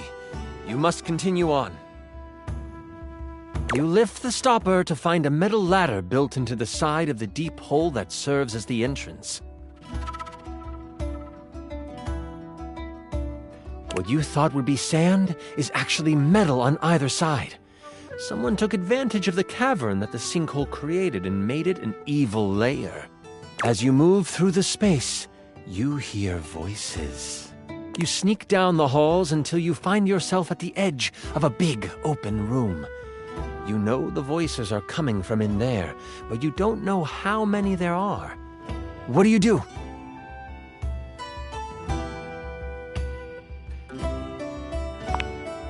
As you push open the door, you realize someone is right behind it. It bumps them. Boy, someone's at the door! The door flies open, revealing two individuals in the room. Yeah, Yekaterina is ready for battle. The one behind the door gets the jump on you, slicing across your chest for 25 damage. Yekaterina dives in front of Miles in slow motion, shouting, "No!" You step in front just in time to take the damage. But you are a healthy guardian, so it is nothing to you. You can move at normal speed again, Yekaterina. The second one runs across the room. You have time to respond before they get to you. You can do a few things. Usually your seduction song would be available, but you've pulled aggro, so it won't really have an effect. But you have the eardrum wrecking song and... oh, the confusion song! You pluck your lyre in discordant ways. Both guards stop and listen. They've never heard music like this before. They don't understand it. Things they don't understand make them mad. How could this be? Their world starts to fall down around them. They question everything about themselves and, in turn, each other. This is what being close-minded gets you. They launch at one another, brawling and bawling, trying to reach the other emotionally while destroying them physically. Do they kiss? Maybe. They've never done it before, but nothing they know is true anymore. They most likely kiss, but go right back to fighting. Oh, this has taken a sexy turn I was not prepared for.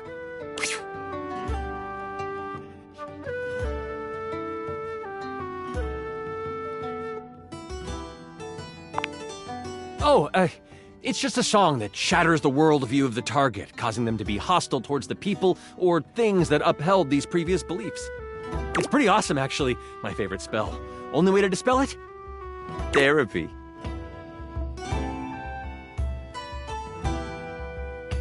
Who among us could not use a little therapy, hmm?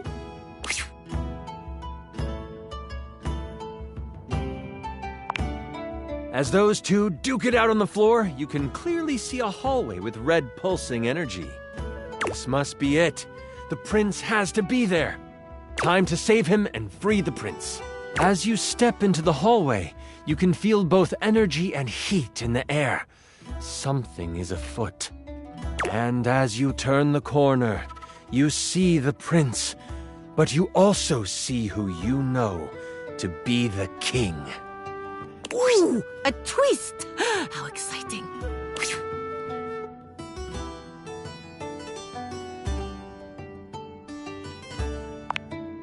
King Cleaver stands before you, stripped of his royal garb. His muscles are coated with a layer of sweat as he kneels before a bonfire. In a cage to the side of the room is the prince. A pulsing red energy surrounds the cage.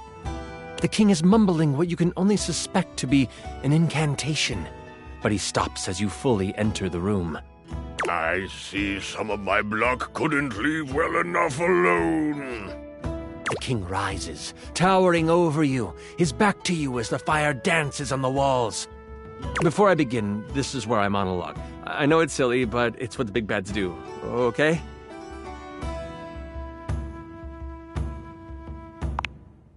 Thanks for indulging me. Do you know how long this realm has had a king? For millennia. Before history can be noted as beginning, this land has always been ruled by a strong-willed king. And not just any king. The only king. Me. The king turns around, and his face looks hollow in the firelight. His eyes are glowing with a sinister glow. And for millennia, someone in the royal line has vanished. Either in war or out at sea, some tragedy has fallen to a young member of the family, and the kingdom has mourned for a time. But they have moved on. And queens would die, and kings would pass of a broken heart, and a new king would take the throne. Always some cousin or uncle from a small parcel of land no one had heard of. Always of humble means, always young, always handsome, always me.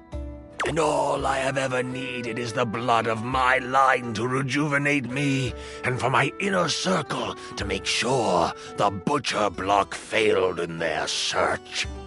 But I suppose my moles failed to do their job this time. They will have to die too, after I kill you. The king launches himself at you. What do you do?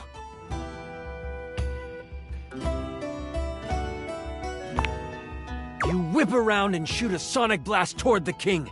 It pushes him back, causing him to fly across the room and smack into the wall for... You did 40 damage to him, and he is stunned. You can either help the prince, or you can try for your ultimate attack. You close your eyes, and your mind goes back to the forest. Only this time, you hear the steady, growing roar of a river ripping through the landscape. You open your mouth, and out comes the sound wave. The room shakes, and everything rumbles. Sonic fury is pouring out of your mouth, and the deluge is monumental. So much so that the sand from the surface begins to seep in. The king notices. You fool! You will kill us all! You hear the falling of metal bars as the cage that held the prince collapses. A blast of arcane energy flies from his hand, hitting the king in the chest and staggering him. The prince grabs your hand, saying, "Let's go, before it caves in." He pulls you past the fire and toward the mouth of a cave. As you run, you can hear the room behind you give way. A roar comes from the king. No! I cannot die here! Just as you cross the threshold of the cavern, everything behind you collapses. You stand outside with the prince, breathing hard from your sprint. You look back on the collapsed cave. It is silent for a moment. Then, the birds start to sing again. With the prince safe, you make your way to Cantalopia together. It is there that you find a member of the butcher block you can trust, vouched for by the prince. The news of the immortal king and his destruction spread. Many begin, and you get what was promised to you. You are set up in the royal court. You play for large events and gain fame. but it is more the intimate moments where you are playing your lyre by the fireside with the queen nodding along, and the prince creating lyrics on the fly. Those are the moments you live for. For now, you want for nothing. You are happy. You are well. You are a hero. Thank you for running this beautiful game for us, Chance. Katerina will live on in my mind. You were amazing! The way you just... Sorry. I'm just so excited with how much fun we just had. I'm floored by you. Listen, that was pretty much perfect for me. You are pretty much perfect to me. And if you were ever wanting to roleplay again, in any way, let me know. We could move from the character sheets to the, other sheets?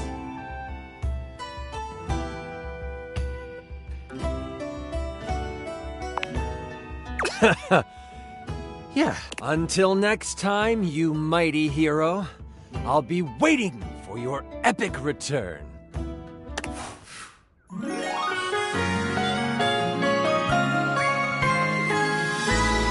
Holy crit! You maxed out our relationship status!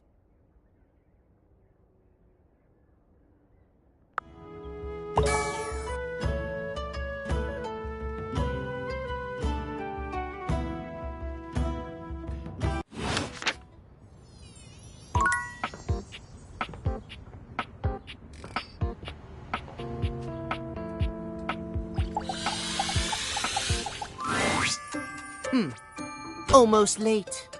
Almost.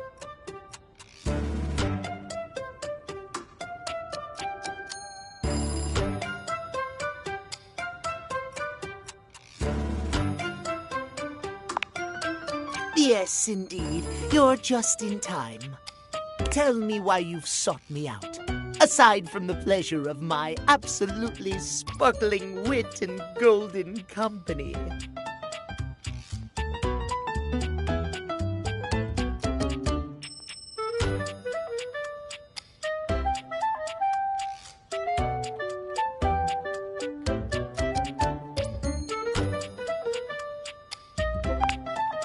Well, your judgment is quite sound, it seems. Yes, I'll be happy to help you. My love life may be on hiatus, but as they say, a broken clock is right twice a day. Timothy looks at you for a few moments, clearly expecting something.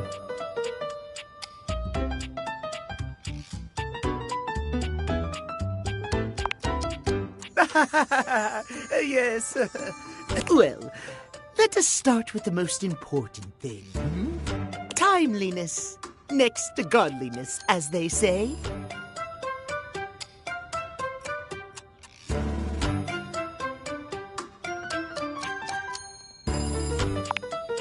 It is the most important. Imagine, if you will, you show up to a date showered and clean, but 2 hours late. Does your cleanliness matter then? I think not.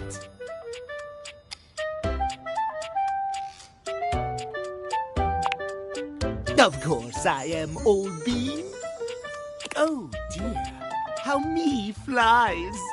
I must away quite soon, but before I go, I want to be sure I've imparted my wisdom to you precisely as I meant to.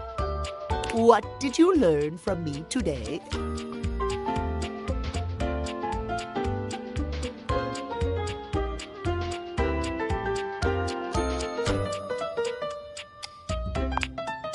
Exactly! Just so. Just remember, there is always time for timeliness. Now leave me. I've run out of time for this conversation. If you wish to speak again, find me at 3 p.m. Precisely at 3 in the afternoon. Farewell!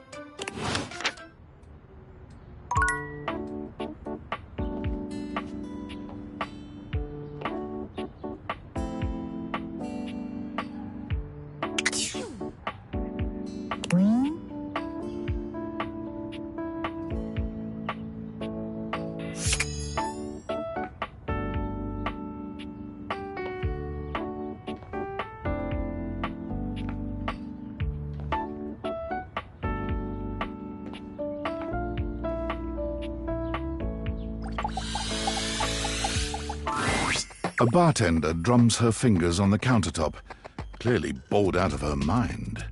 Her long red-orange hair is pulled back into a ponytail that flows down her back, like the drinks she pours so expertly. She makes herself a drink, taking a small sip of it and setting it down. Your entrance startles her so badly, she nearly knocks it over. Someone's here! Welcome to my humble bar, the Tipsy Tumbler. I'm Beverly, but you can call me Bev, or Beverly, or Madam Proprietress. That would be so cool.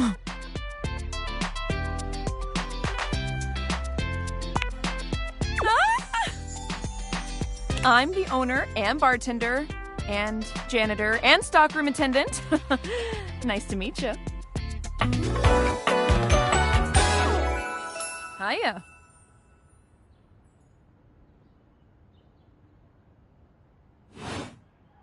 Beverly squints at you, frowning as she seems to be considering something. And then she snaps, pointing at you. Wait, hold on. Oh my gosh, it's you. My proprietor. I can't believe I didn't recognize you. Ugh.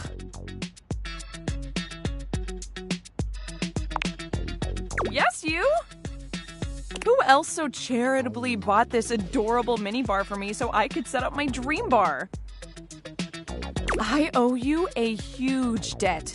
You have free drinks for life here. Welcome to the reopening of the Tipsy Tumbler. And I know what you're thinking. Oh, Bev, that's a lot of openings. Did something happen the first 6 times you tried to open the bar? Nope, nothing.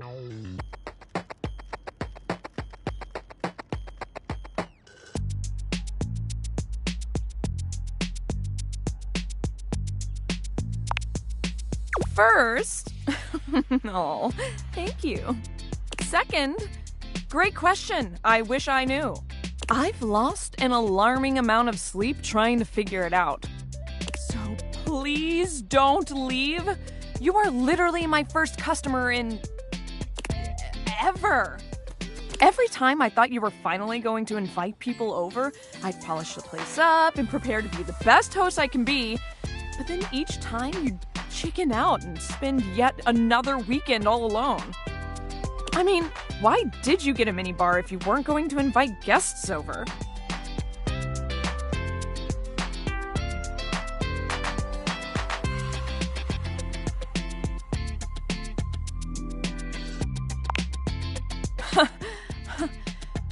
But that's...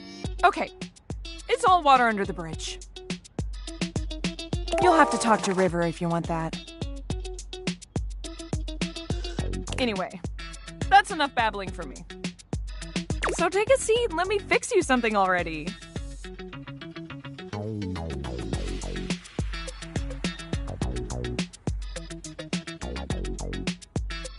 Please, let me fix you something.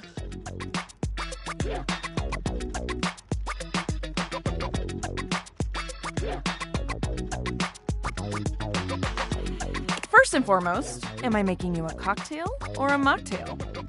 Mocktails are the non-alcoholic versions of a cocktail. Just as fun and delicious, but without the burn. Or the drunk part, obviously.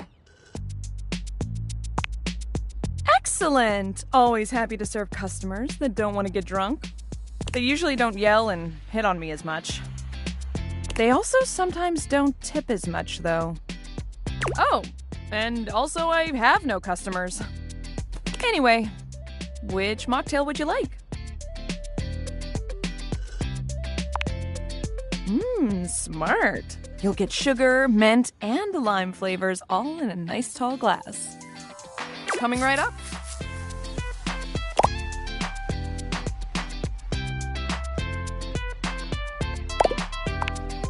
You lift your glass to your lips, taking an extended sip.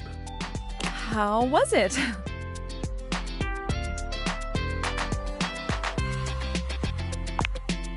Well, after 6 grand openings, I got a lot of practice in.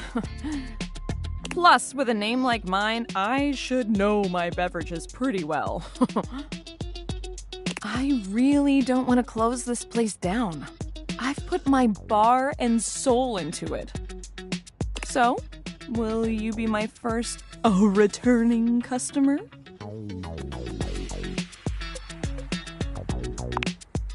Really? Oh my gosh. Yes. Yes, thank you. Tell your friends. Tell everyone. Please. And I'll be seeing you next time.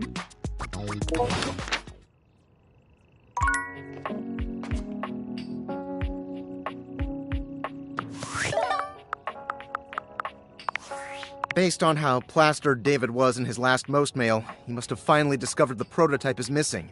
He'll sober up soon, though, and when he does, he'll stop at nothing to ensure its retrieval. If he fails, he'll be at the mercy of some very powerful people. He'll never allow that.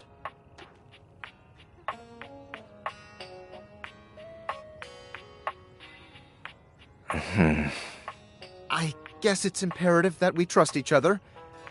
And I've been asking you to trust me without being fully transparent. I know all this because I created the Dateviators.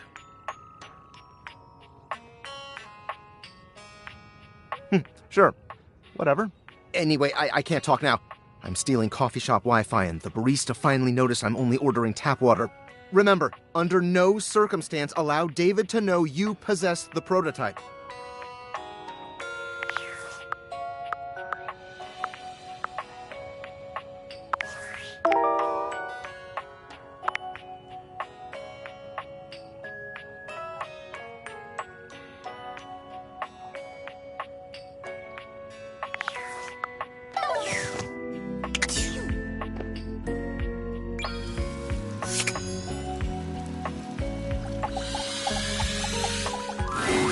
You wonder for a moment if your sink has overflowed, but that's not it at all.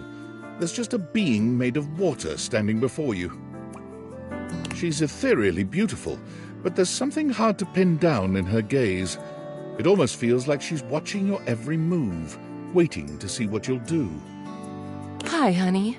You looking to cook something? Wash your hands? Me? What could you possibly want with little old me? Please, just tell me if there's anything I can do for you.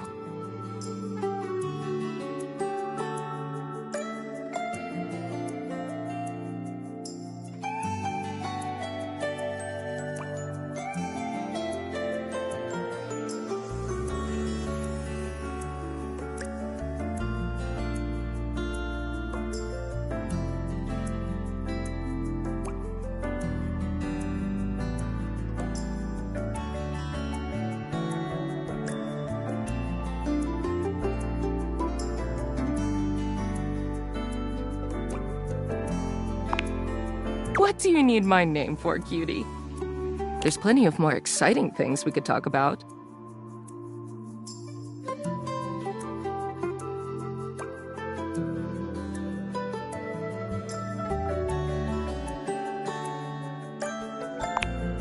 Oh, I suppose not.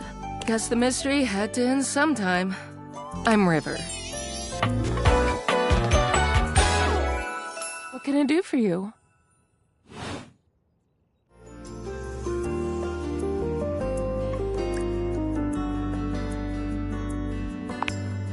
Just River. Like chair.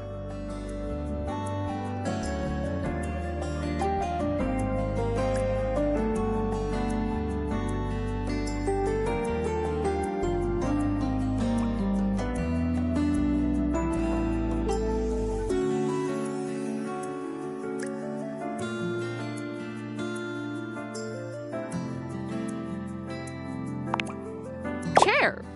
World-famous pop star, known for her #1 hit, Belief. The one and only. You know, the best thing about Cher is she's always changing her look through the decades. She always knew just what we wanted to see and served it to us. I really admire that about her.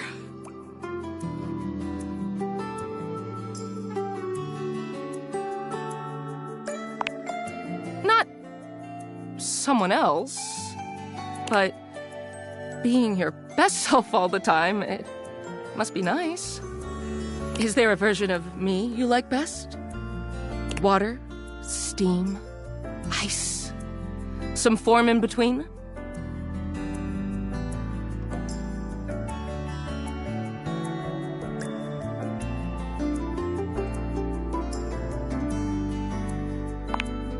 Of course. Oh God, don't tell me now. I'll just be thinking about it all the time. River wasn't exactly holding your gaze before, but she seems intensely uncomfortable now. She looks everywhere but at you. Look, I've been here way too long. If you don't need anything from me, I'm going to go.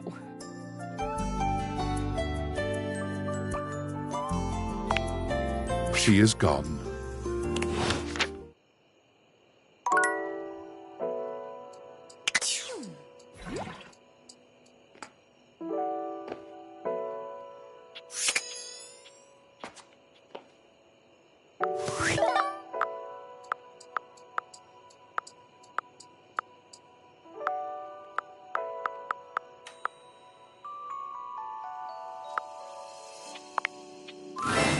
Oh, wowie, wowie, zowie! Yeah, you found love. Exactly one love. I'm so proud of you. Pretty hard to find love these days, so hopefully that didn't take too long. Well, all I can say is keep up the good work. Me, I'm gonna catch up on some Z's. Like a cool girl. But first, welcome! What can I do for you in my main menu?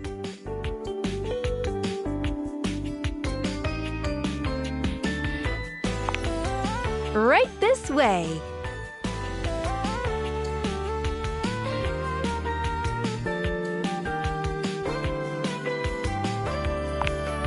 Gotcha.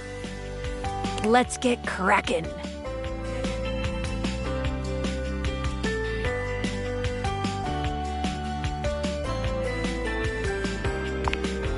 Let's leave this menu and go to another one. What can I do for you in my main menu? Oh, let's. There's lots I can chat about. Me?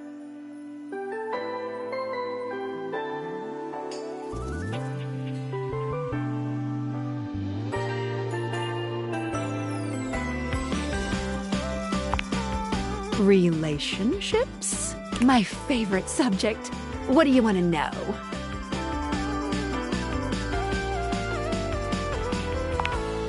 Oh, you want to date me, eh? It's possible, you know. You just have to, ask me about myself. Not in this menu, silly. I prefer not to be that obvious about it. I like to be wined and dined. It's the chat menu. What do you need?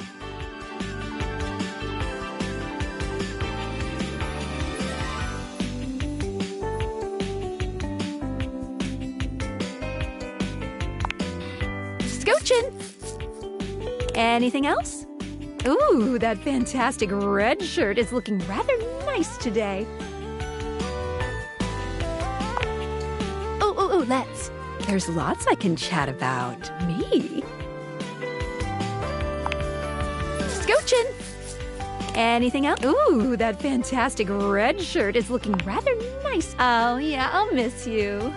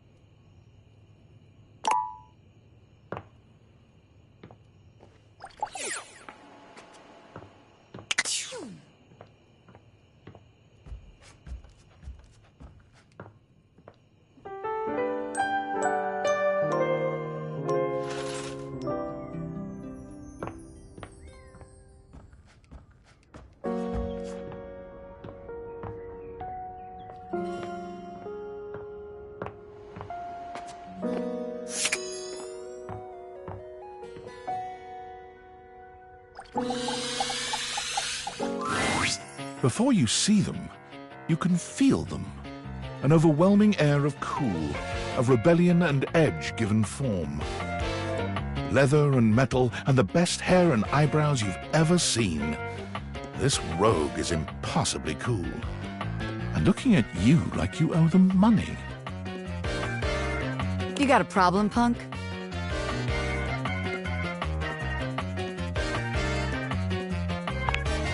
Oh, damn, that was rude of me, wasn't it? The name's Bobby. Bobby Pin.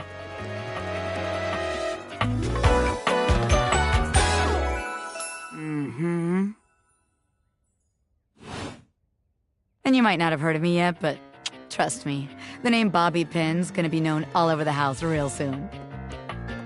How's this strike you? The Pin Crime Syndicate. Oh, wait, no. The Pin Criminal Empire.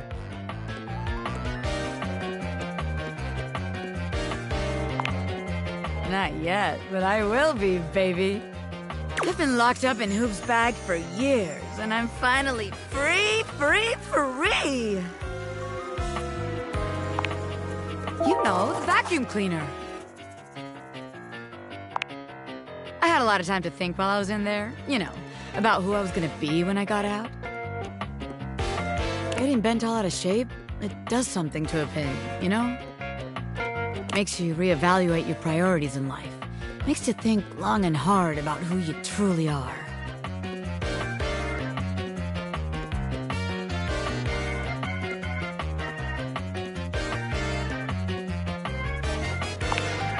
Oh yeah, I used to be pinned straight, if you can believe it. Getting sucked up into Hoop's bag was a real revelation. I never really felt quite like myself before.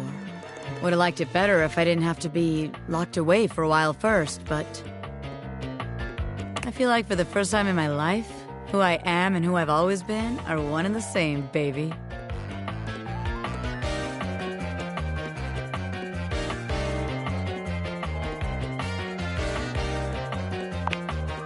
You really can't. I'm more powerful than ever now. I've been locked up, but I'm here now, baby. I'm ready to take what's mine. The real question at this point is just where to begin. Where do I situate my burgeoning criminal enterprise? After all, you know the first rule of business. Location, location, location.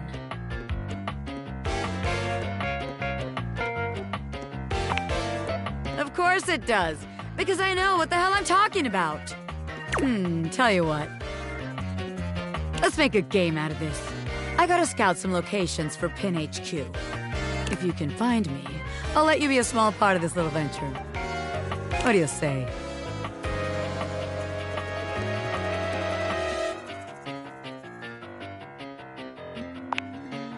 Rad! Welcome to the Pin family, baby!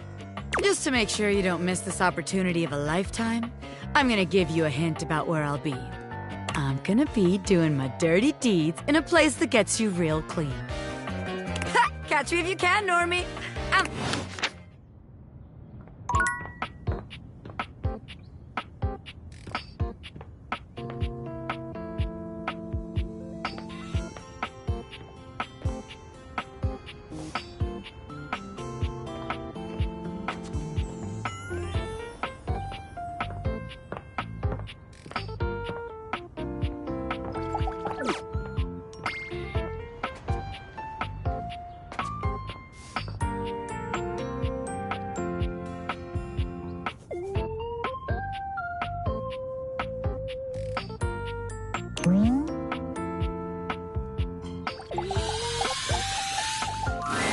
An acrobat in bright orange evaluates you with a smirk.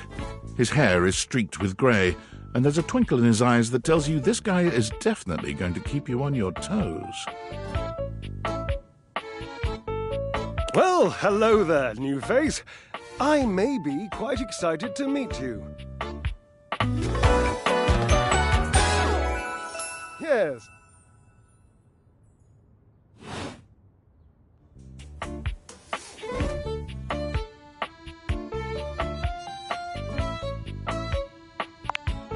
I have a voluptuous suspicion that may be the emotion I'm experiencing. Yes.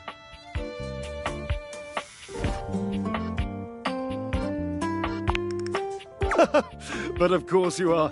How could you not be?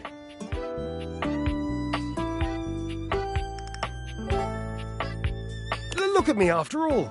Listen to the mellifluous murmur of my voice. Well, hardly a murmur. More like the euphonious booming of a cannon from a stone-turreted castle. Marble on all the floors, gold leaf, filigree wrought iron, and my God, the velvet. If I were a castle, I would be absolutely dipped in velvet.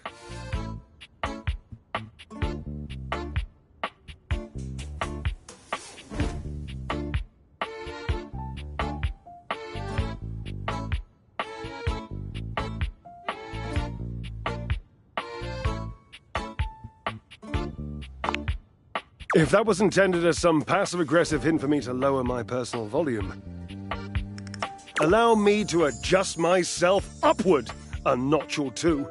Moving on. I do get distracted, don't I? Just so many wonderful things about me on which to expound. My form alone is a temple of wonders. Which part is your favorite?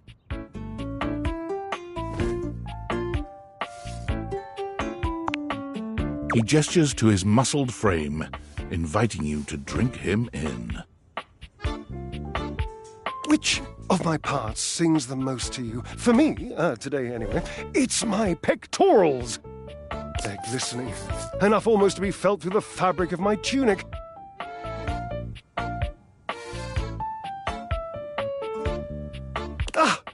Perhaps this can be the first bridge between us. The first bits of woven lint eventually to form the sturdy, braided rope of our friendship. Do you, like me, enjoy celebrating at the altar of your own glorious form?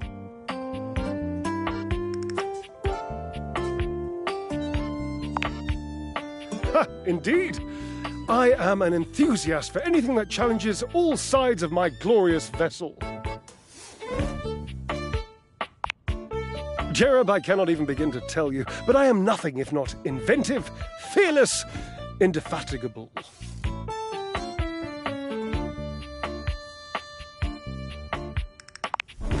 Ha! Devilishly so. I haven't given up hope that I'll yet be able to craft a perfect metabolic masterpiece.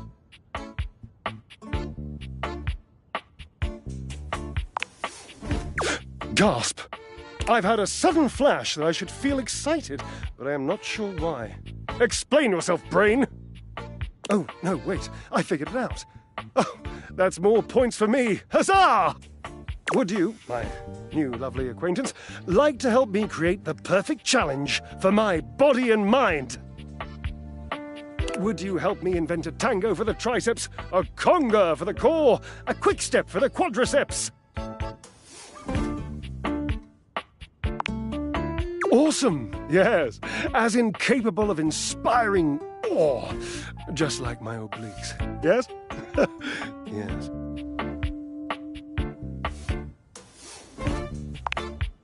I know. I can lie down with Florence, grasp Tidus by her intimidating epaulettes, and Russian twist her for 3 sets of 20. What do you think?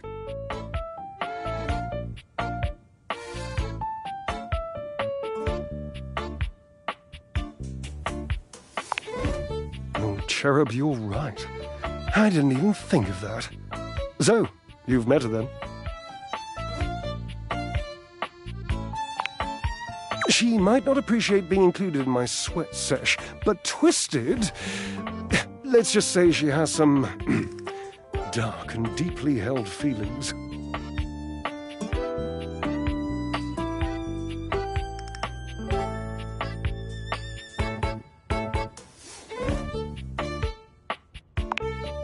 May I divulge an incy-wincy little secret?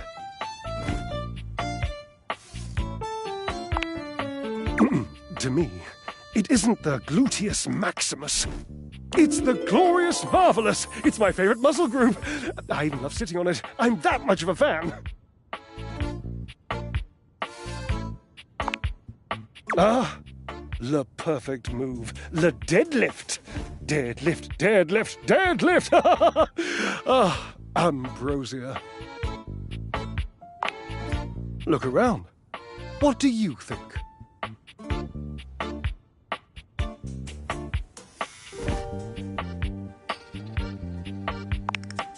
Gasp! Harper? No. Innocent. She's a lovely girl, but I don't want her getting any ideas about, attachment, interest, lifelong devotion and betrayal, that sort of thing. She's, touchy.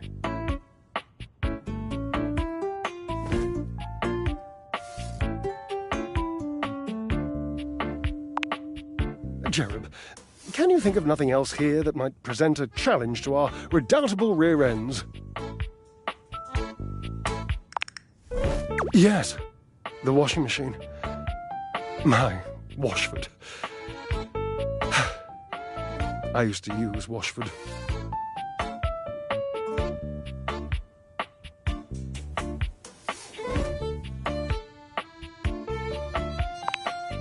Yes, I would lift him. He would lift me. My glorious marvelous. It has fallen into such disrepair in recent years.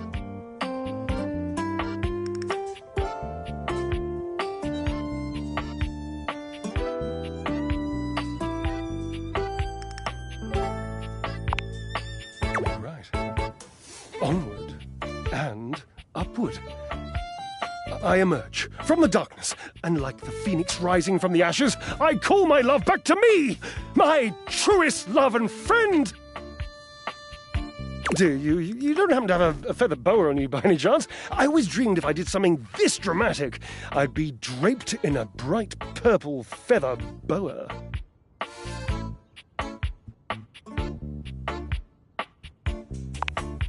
Oh, don't worry about answering that. I know your garments intimately. And there ain't no boa.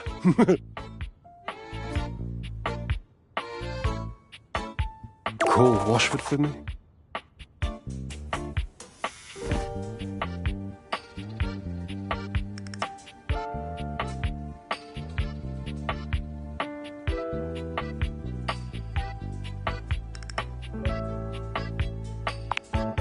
No, just with your voice. Just vibrate those glorious pipes of yours and call out the name. Washford.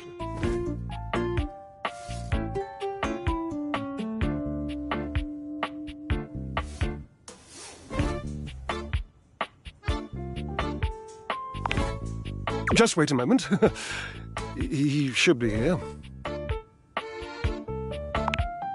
It appears your pipes are not glorious enough to traverse the great distance that still persists between us. You'll have to use your feet. Not as glorious, slightly floppy really, but hopefully effective. Have at it!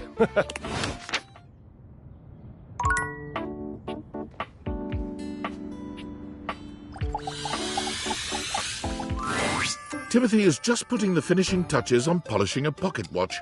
When he sees you, he waves you over, setting the watch aside and pocketing the cleaning cloth. There you are, just on time. I must say, I'm absolutely chuffed to see how timely you've been. You're right on schedule. I was just polishing some of my timekeepers. Would you care to join me?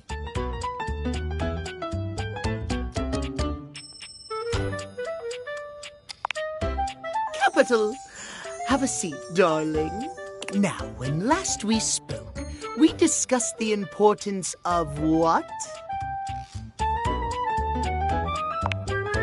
Precisely. Nothing better. Nothing more important.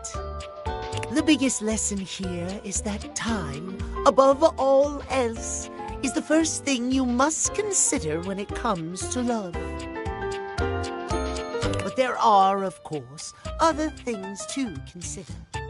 Having a schedule for your date is imperative to ensure you are using every moment with your lover correctly.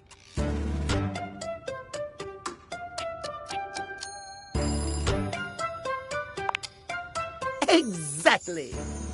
There is nothing more arousing than an orderly, efficiently planned date.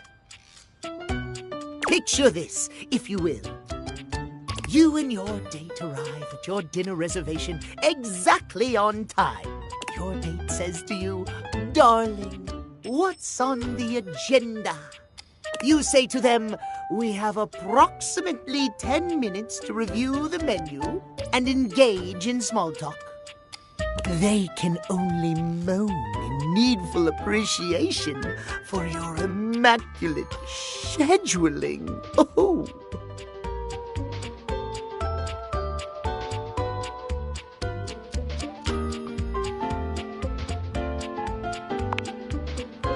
What I think, it's what I know would happen. Why, it has happened on every single date I've ever been on.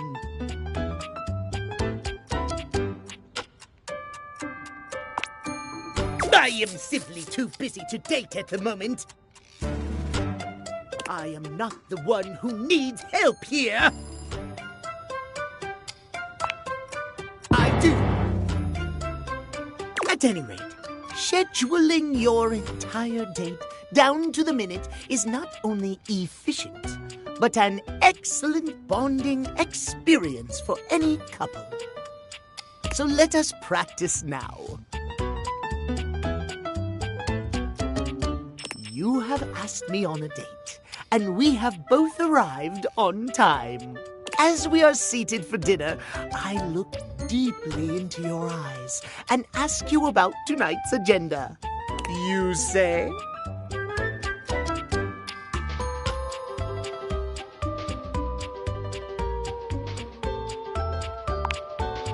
"Meow. I have never been so attracted to another." Excellent. Truly excellent. Surprise! Our date has gone swimmingly, and I have invited you to another activity. But your schedule has not accounted for this unexpected excursion. Horror of horrors! What do you do?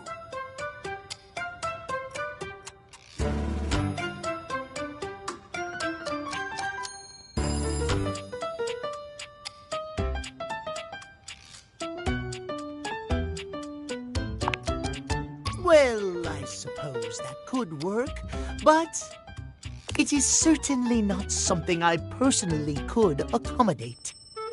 Terrible things happen when the schedule is not respected. Terrible things. Our time for this conversation is beginning to dwindle. Before I bid you leave me once more, tell me what you have learned. Last time we learned the value of timeliness. Today, we learn the value of... Precisely! Yet I would so love to talk to you at length about crafting a proper schedule, but I'm afraid my time runs short. If you wish to continue our talks, return to me at 9 p.m. As ever, no sooner, no later. Farewell.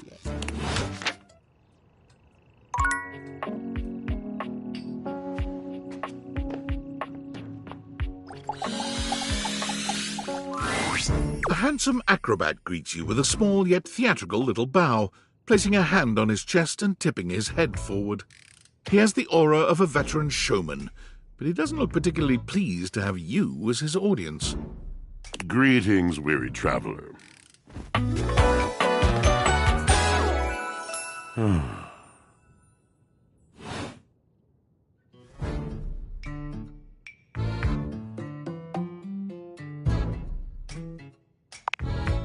You seem taken aback. Quite natural. It was not my intention to frighten you, though I grant I'm known to be a disquieting presence when I'm in a mood.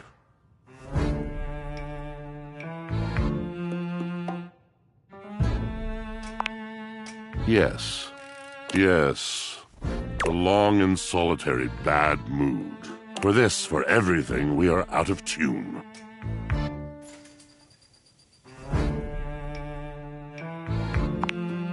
You aren't serious. You jest.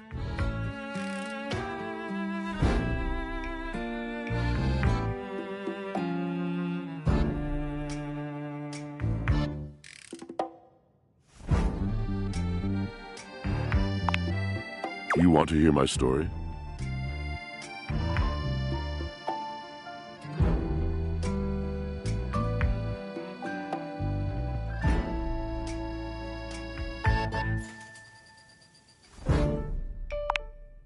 I am a servant to the drama of the heart.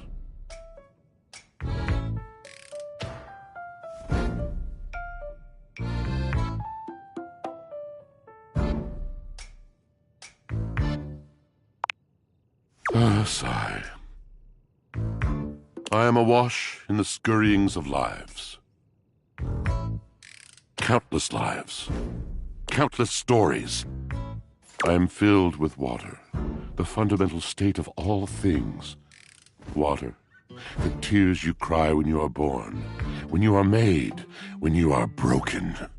It is the sweat that drips from brows and shaking knuckles in alleyways, in schoolyards.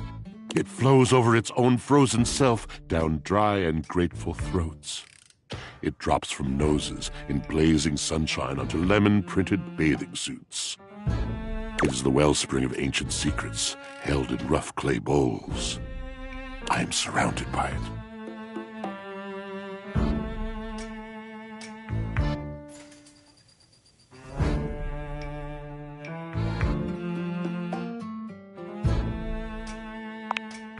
You cannot know the agony that exact decision has caused me. I cannot talk about it.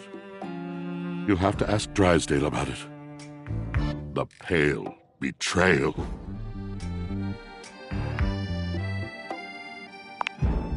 You have no idea. But not only that, not only do I hold the limitless, the unfathomably simple, I hold the dirt of life. The blood stuck in denim from skin knees comes to me. The stains of earth from a weekend spent burrowing into trees and the slimy, crawly things. The makeup smeared onto shirt collars and cuffs, streaked mascara, and embers of a lipstick that blazed once. All of this comes to me to be absolved. It may be dissolved, but it does not disappear. It cannot. Nothing does.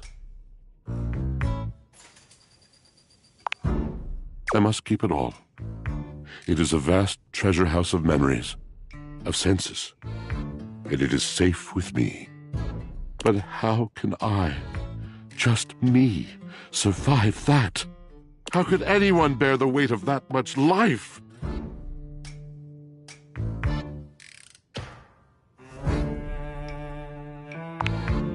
It is the words.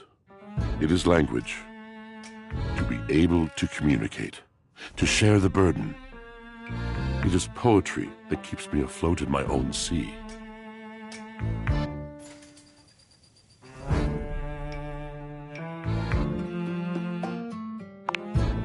You mean it? And this at last is the dawn? Such bewilderment comes with the sight of the room, I cannot tell.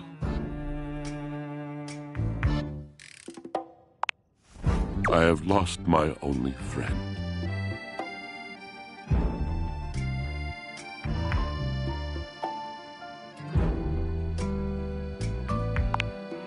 He gazes off into the distance, something clearly weighing on him. His eyes narrow for a few moments, and then he sighs. Oh.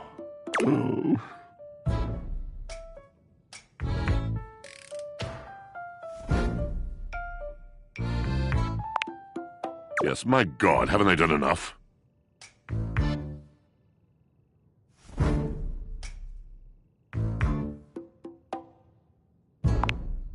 Drysdale. He was a phantom of delight when first he gleamed upon my sight. But we are quite forsaken.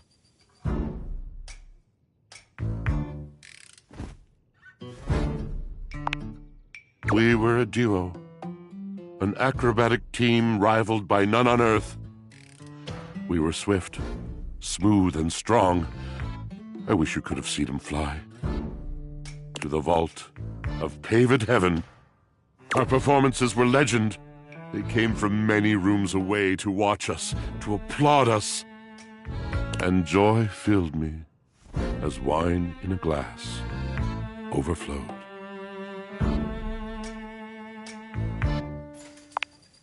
Past tense. But the physical connection between him and me, it is like nothing I have ever known before or since.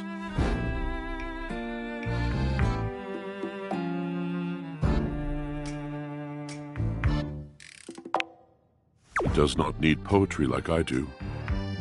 When he talks, it is a breeze to my tempest, and to him my tempest seems but a suggestion, a rumor of rain in another man's country.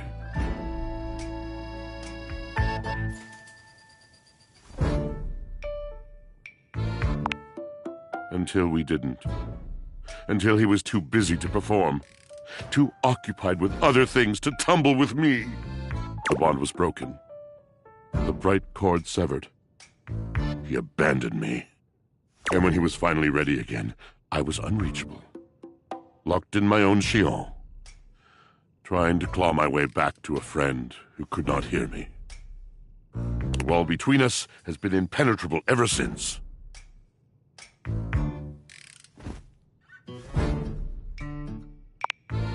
Yes, it's been years. As I said, traveler, a long and solitary bad mood. All moving things come to an end. A knotted willow. I miss him every day. Though you have been a rather dismissive and flippant creature, I find I am still charmed. I didn't know I could still feel that way.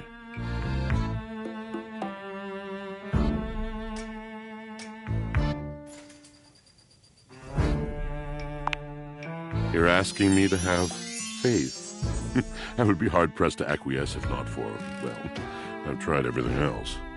Thank you, sincerely, for listening. It has been so long since anyone has stopped, has heard me.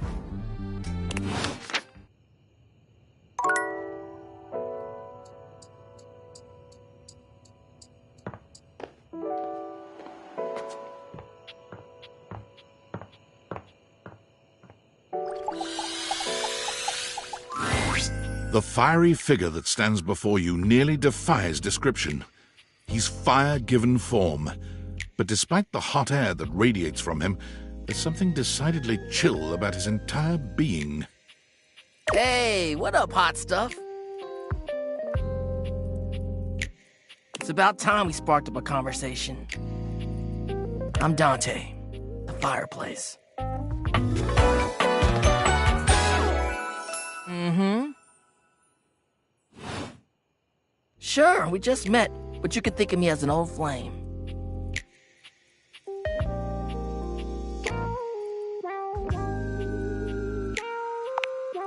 Of course, the hearth is the heart of the home.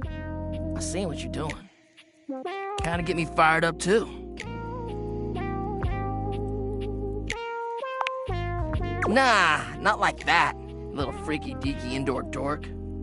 Fired up to teach, and you need my help.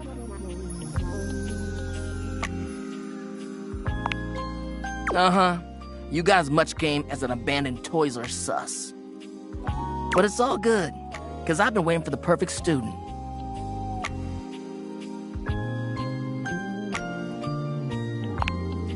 Yup, if you really want to up the ante in this love hunt, you need to work on your pickup lines.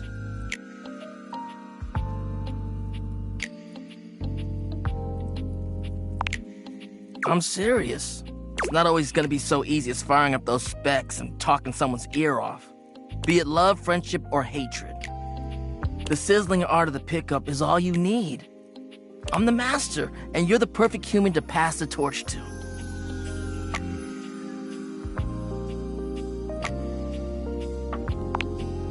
Hell yeah, just look at you. You're the exact right amount of smooth and rough around the edges. Like a piece of firewood. full of potential. But right now, you're also kind of a soggy stump. I can make you crispy, baby. My point is that with my help, you got a chance to burn bright. But if you don't learn how to take the first step by talking to someone, you won't ever light the flame.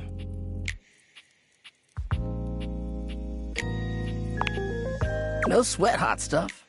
I think it's time we start the first lesson. If you can handle the heat, that is.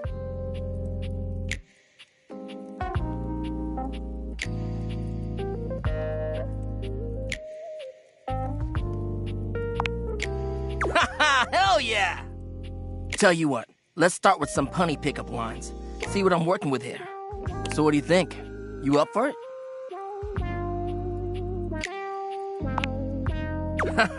Seems like you're already getting the hang of this. All right, how about this? What up, hottie? Got a light?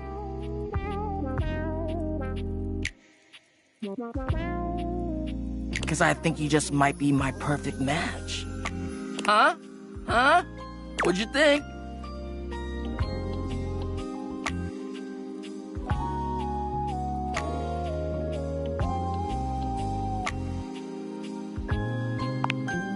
See? It's fun, right?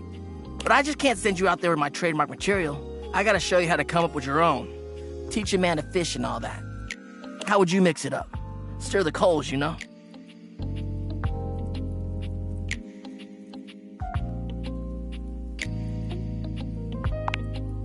Okay, so what would you change it to?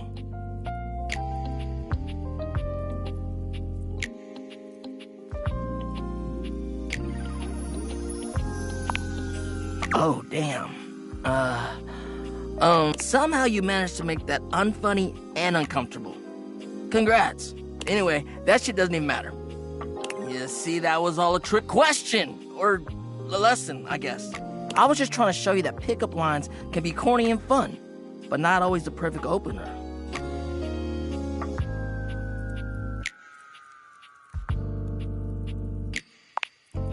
Now you're getting it. Tell you what, I'm gonna teach you how to make connections in a deeper way. And your first real lesson in the art of the pickup isn't about some magic one-liner. You're gonna learn how to open the gates of someone's heart, get to know their soul, you know? You ride with me and you're gonna learn how to be smooth. I call this style the way of the flame. Think you can handle it? Alright! I'll give you a day to cool off. See me later for our next lesson, you little firecracker. Later!